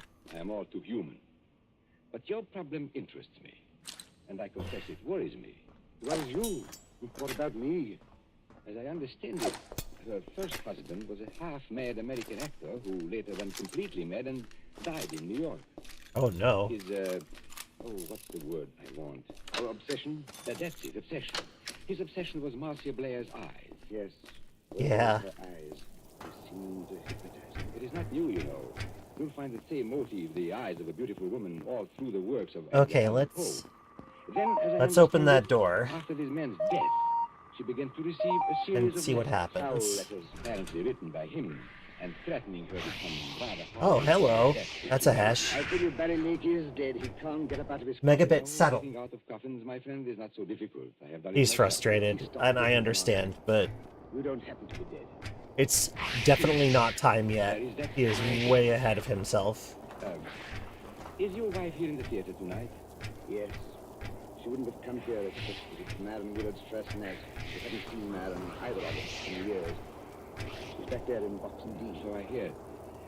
I was hoping that you might invite me to share the box. Look here, old man. I I don't want to seem inhospitable, but if she doesn't want company, well, that's about it. All right. Walk back a little distance with me, this way, so that we Do can not see the stage from care. the back of the dress circle. Now the orchestra has stopped. Look at what the stage man. Thanks for playing. All except dim yellow footlights shining at the curtain. The last pause, the last murmur, the last rustle of program dies away in one vast, breathing hush. The curtain goes up. Let go of my arm, Van Arnhem. Enemy I've got mine. to leave. Now, what are the stage directions? Desert place, thunder and lightning. Enter 3 witches.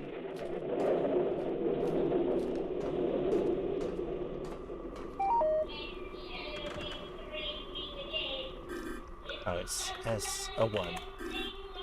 What? Really? Indeed. I wonder.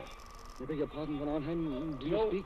No. Oh, I do want to do EO4, I'm pretty sure. But I don't remember. You open SO6? I think I did. Anyway, there's definitely at least another loner in here. So I'm gonna have to be careful.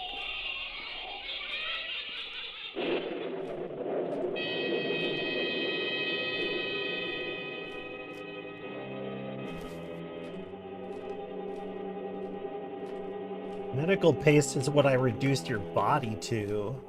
Ah. In the London newspapers for that year 1936, you may read how Myron Willard triumphed. Hi, Sorrel. Macbeth. But tonight, as the clock ticks on, there is another drama in the dimly lighted corridor outside Box D. There sits Miss Louise Fenton, Marcia Blair's companion secretary. Beside her, burly and broken-nosed, is Big Jim Bradley, the ex-wrestler. Big Jim Bradley. And when more than half an hour has passed... Bradley. There's the applause, Jim. That must be the end of the first act. Yes, I hear it. Nothing's happened.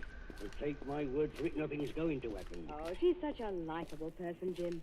And I think one of our greatest Shakespearean actresses. I don't much care for this Shakespeare business, miss. You give me a good movie with gangsters in it. It's my style. Oh, you don't understand, Jim. I've seen her as Julia, as Rosalind, as Oh, Portia. okay. So I've got the for the confabulator. I'll just bring it Lady over. Macbeth, too. You should see her eyes. Her eyes, miss? Yes, you should Her see her eyes, eyes when miss? she delivers that speech. The raven himself is horse that croaks the fatal end. Hey, miss, look there. What is it? That foreign-looking cove in the black cape coming along the passage now. Easy. I beg your pardon. You are Miss Louise Fenton, aren't you? Yes, my name is Fenton. What is it? I am Ludwig von Arnheim, a friend of Mr. White's. And I must see Marcia Blair at once. No, you don't, Governor. You're not going in there. Why not? Because nobody goes in there. Not if it was the king himself. That's orders. Now listen to me, both of you. When the lights went on, I happened to be looking at Box D from the other side of the theater. And I think Yes? there is something wrong. Can't be anything wrong. Jim Bradley and I have been sitting here the whole time. Except, of course... Just when? Well, except when I Silverfish. Yeah. You went in there, Miss Fenton? May I ask when that was? But it was after Mr. White had gone and just before the play started. I went in to ask if she wanted anything. She said she didn't, so I came out again. And Bradley's been with me all the time, except when he went to get a drink of water up the corridor. That's as true as gospel, Governor. One moment and listen to me. Marcia Blair is leaning forward across the railing of the box. Oh, but that's nothing, Herr von Arnheim. That's the way she always is. Does she always fall forward with her arms held straight out and her head down on her arms? You better be careful, miss. It's a trick. Trick? Why not open the door and see for yourselves? Would that do any harm? No, I suppose it wouldn't, but... Oh, there must be some mistake. We haven't Ether even found her in detector. there couldn't be anything wrong. You open the door, Miss Fenton. I'm going to hold tight to this gentleman, just in case. Quiet, please. Quiet. What is it, miss? Walk in there with me, both of you. Please go casually, as though nothing were wrong. We don't want to attract attention. Yeah, really good find. Oh, Herr von Arnheim. There's blood all over her face. Yes. Not the best prize, but not a bad prize. Bradley, Yes, sir. Pick Miss Blair's body up and carry her out into the corridor. In another minute, we'll have the whole theater wanting to know what's wrong. All right, sir. You win. But what about the people in the other boxes? Won't they see? They've gone down to the bar to get a drink. They won't see anything. Hurry. She ain't no lightweight, the poor lady ain't. Steady does it. Hold the door open. That's what it's. Now, close the door.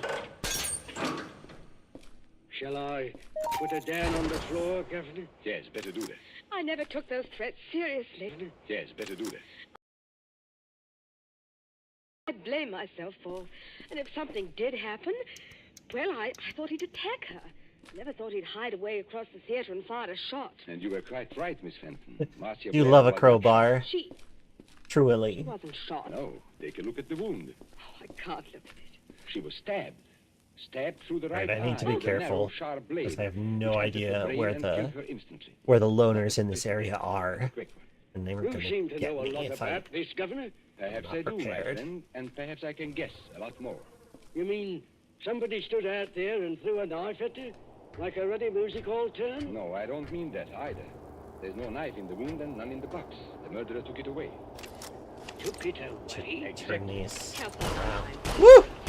You're not saying someone climbed up from outside, 20 or 30 feet from the floor, and stabbed poor Marcia in full sight of 3,000 people? That, Miss Fenton, is what the evidence seems to indicate. But it's impossible. Yet it happened. With Marcia Blair's body. What's that? What's the warning bell for the second act? People will be coming back here anyway, any minute. What are we going to do?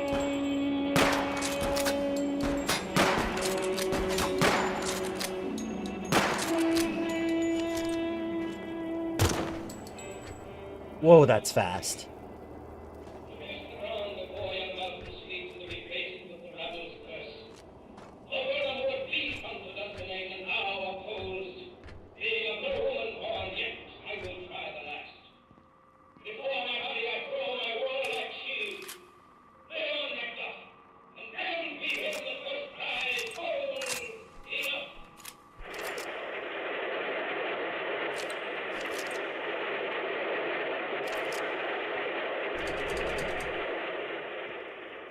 Applause, acclaim, triumph.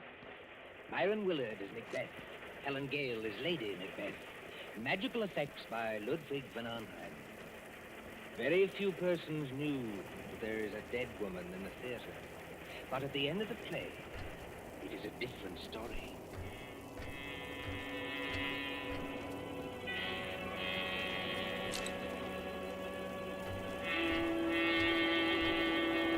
Hello again. Oh, it dropped. Ah, shoot. Sounds like my connection is being unreliable. Past a cordon of police. You hate to see The it. lights are extinguished. The great theater is dark. Right. Mumbling with echoes. I should head back. See the stage now. Only the battens pour overhead lights, pour down a pale blaze on two men who stand Wait, grotesquely against the background of Dunsinane Castle. One of these men is Howard White, very near collapse. The other is Myron Willard himself, still wearing his makeup, still wearing helmet and chain mail. And when Willard speaks... We're going to use an ordinary garden. Howard! Howard White! I'm hungry! Got to hear what I'm saying. Sheesh. Oh, not that I'm I'm blaming hungry. you. Thank you, madam.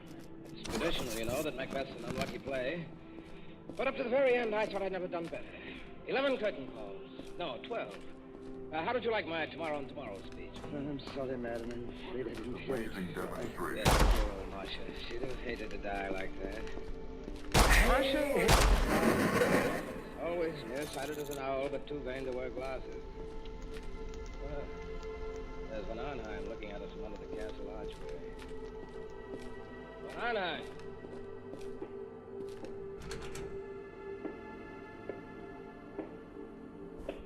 Did you call me, my friend? You're rather difficult to recognize under all that Macbeth... Go figure. Yes, I was just thinking the same thing. Never mind that. Where are the police now? At the moment, Mr. Willard, the police are in your dressing room. They are using it for questioning. No reception tonight, of course. No, but I thought you might be interested in 2 items of information Ooh. that police have just discovered. Well, go on. Good stuff. We had a fairly full house. Fairly full. Every seat was Sheesh. Reserved, yes, but not occupied. I love a good jump scare, but come One on. box on the ground floor, box E to be exact, was empty. Reserved and paid for, but empty. And box E, oddly enough, was just underneath the one occupied by Marcia Blair. Well, I all the should same, know I better. still don't see quite what you're... Now, I'm gonna wait for it to reset. Comes from an usher. Okay, Outside there we go. 5 feet in the stores, very close to that empty box, was occupied by a very curious stranger who arrived late in the dark and slipped out again. by a Okay, it's nearby mostly exit just the a few minutes corner. afterwards. Alright, yeah, let's... Are you saying the stranger climbed up and attacked Marcia in full view of the audience? No, my friend. The murderers Ah, it's those guys. Started by that in this instance? Not from that direction. Confounded, man. It must have been one way or the other. Not necessarily. Don't you think I've had enough trouble already without this nightmare on top of it? Herr von Arnheim. Herr von Arnheim. You must take it easy, Miss Fenton. You must not excite yourself. Have the police Yes. been Look, you've got to help me. They won't believe me. Well, she needs a young lady too, and that's a fact. I've tried to help her all I can, but there's things I can swear to and things I can't. You see, I did go into that box. I just a couple of seconds, I admit it.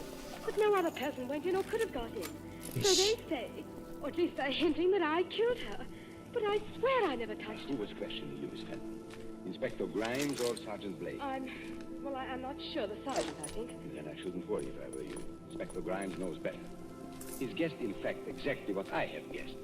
You seem on rather familiar terms with the police, my friend. I am Mr. Willard. I am. Anyone who practically escapes from handcuffs, sacks, chests... And stage boxes, perhaps. Stage boxes, if you insist. There we go. Excuse me. Isn't that Inspector Grimes in the wings now? He's nodding his head. Then I can tell you, I think, what you want to know. Well, if you do happen to know anything, it's your duty to speak up. Poor Marcia seems to have had some ridiculous idea that her former husband, Barry Lake, was still alive. Her fears weren't justified, of course, and she wasn't killed. I beg your pardon. Her fears were justified, though not quite in the way she believed. And she was killed by her husband. Then Barry Lake... No, Barry Lake is dead. You don't mean Marcia was going to kill her? No. I mean she was killed by her devoted second husband, Mr. There we Howard go. White. We made it. You hear what they say? That's not true. It's a slanderous statement. I don't have lockpicks, so I can't get Everybody through knows the how heavy-duty one. Your devotion, my friend, was devotion to her money. And your business Yeah. affairs have been shaky for a long time. That's not true, and you can't prove it. Marcia Blair was inclined to be, Oh! shall we say, a little closer. I'm surprised that worked. It's a lie. Willing to marry him, but Mr. Howard White knew he'd never touch a penny unless he killed her. He wrote the letters himself. Herr von Arnheim. Settle. He Settle. can't be guilty. She was Settle. alive after he left the box. He wasn't anywhere near her when she died. Perfectly correct, Miss Fenton. He wasn't there, and yet he killed her. Exactly. But you and Bradley can supply the clue that will hang him. Me, sir? I don't know nothing. No, I don't either. I think you do if you'll put your mind to it. Do you remember what Howard White said to her just before he left the box? Yes, he said, "Good night, Marcia. See you in an hour or two." And she answered, Oh? "Good night and good luck." No, I mean just before that. There wasn't anything. You see? It's a slanderous statement without any proof. It's an insult to my position on the stock exchange. Wait. I do remember something rather queer. Think, Miss Fenton, think. He said to Marcia jokingly, "If you'll accept these, madam, in honor of our first anniversary." And Marcia said, "Howard, they're lovely. Of course I'll accept them." That's right, sir. He did say it. And what do That's you think he true. was referring to, Miss Fenton? What was he asking for to accept? Well, I imagined it was flowers, a corsage or something like that. Did you see any flowers in the box or pinned to Marcia Blair's gown? No. I come to think of it, I didn't. Then what did he give her? Don't look at me, sir. Now, here is a woman who is very nearsighted, yet refuses to wear glasses. But she can accept a pair of... Opera glasses. It's a lie. You can't prove it. Hold on, sir. Go. You better stay here, Governor. Thank you, Bradley, but the place is surrounded with police. But I still don't understand. Now, what happens when you lift opera glasses to your eyes and they are not in focus? You turn the little wheel in the middle to bring them into focus. For Marcia Blair, it was deadly. You mean the... Yes, they were specially constructed glasses, Miss Fenton. They were invented by a French criminal years ago. French criminal. Trigger.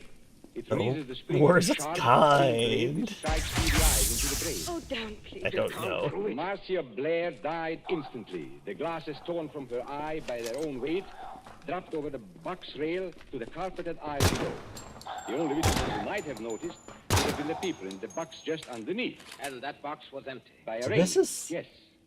Even if Okay, anybody it's did just see the semi-auto. Howard White was prepared to remove the evidence. Okay, all right. You haven't forgotten the curious stranger. Curious stranger. I mean, the man who slipped in after it was dark, took an IC just under the box, and With slipped a out. curious It's a pack of stranger. lies from start to finish. You can't prove a word of it.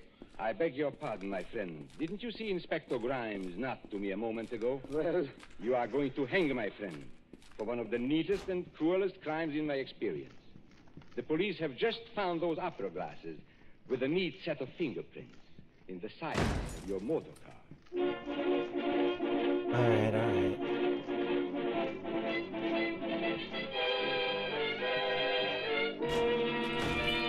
Oops.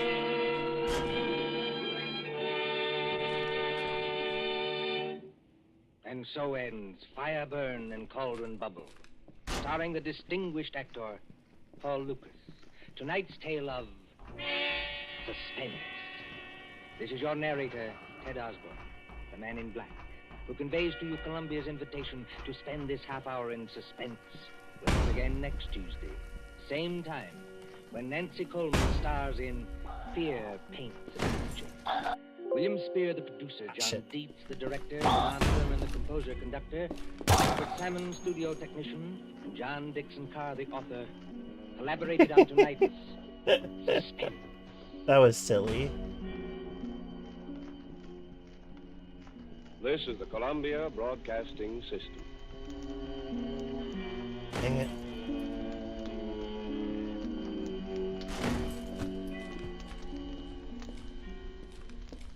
Uh-oh. Uh-oh.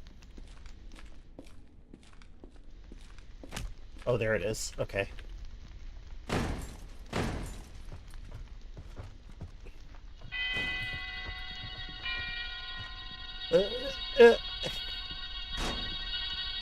No, here, I'm gonna stop this one. I'm gonna stop this one. I think we've earned a break. We're gonna earn a break. Crash! Thank you, SheppyBot. Yeah, I realized that if I'm gonna try to keep streaming, then I need to make sure that the dog doesn't become too aggravated with me. Interesting. Pressing R holds it right in front of my face. Not sure why.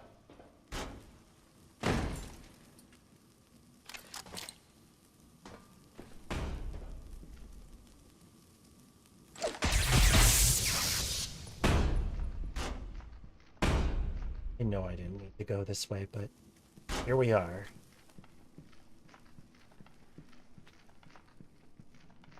It's so slow. Trying to get my bearings here.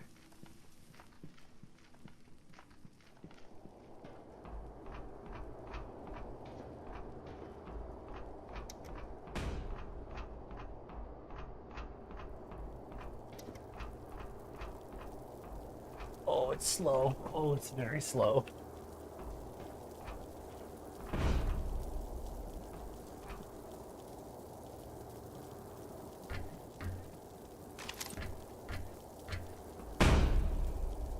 You eated them? Oh no.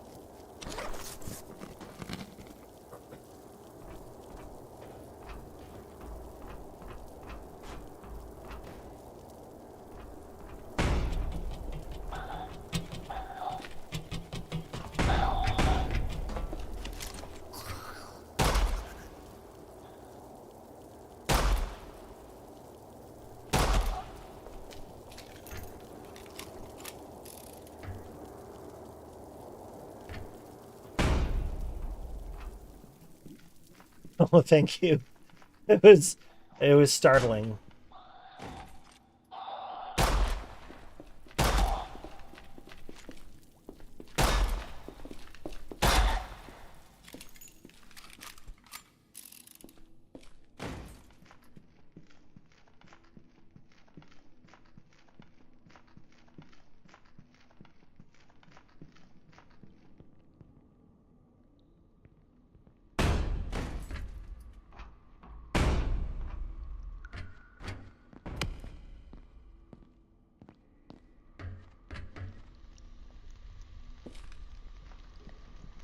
I'm glad it's durable.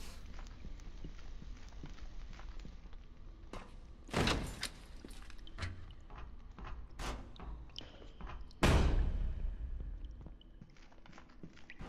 little roughed up, but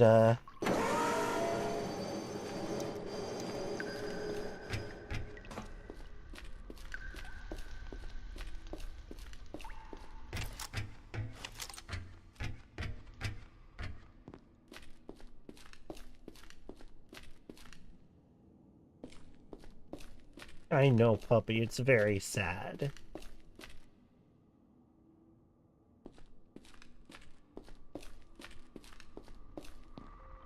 The dog wants us to know that he is not happy.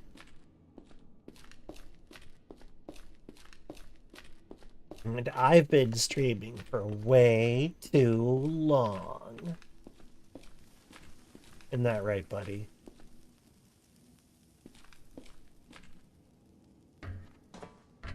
That being said, I'll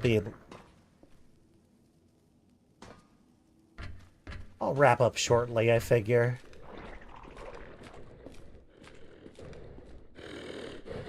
There are not deer down here. Oh, no, it's a homunculus! Motherfucker! Oh my goodness! It got me. Wow! It was destroyed. That's intense. Wow. Okay, I have a thought. What if... Gary.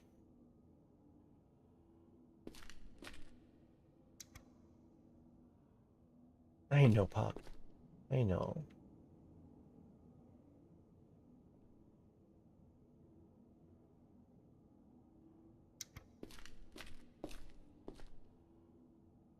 Okay, you know what? I'm gonna have to cut stream early, but I'm enjoying this playthrough and I'm enjoying this character. So there's a chance that I will do another smaller stream later in the evening for me.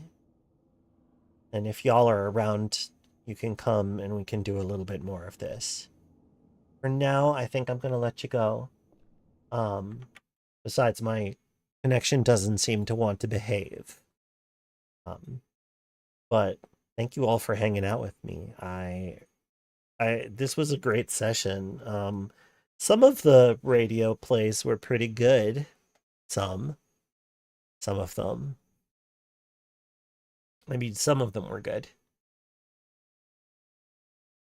All right, looks like Dube's going to be playing Vintage Story after this current Uma Musume session. I am going to send you all over for the Horse Girls, but you can endure them. Some farmsteading will be after that. Have a nice one.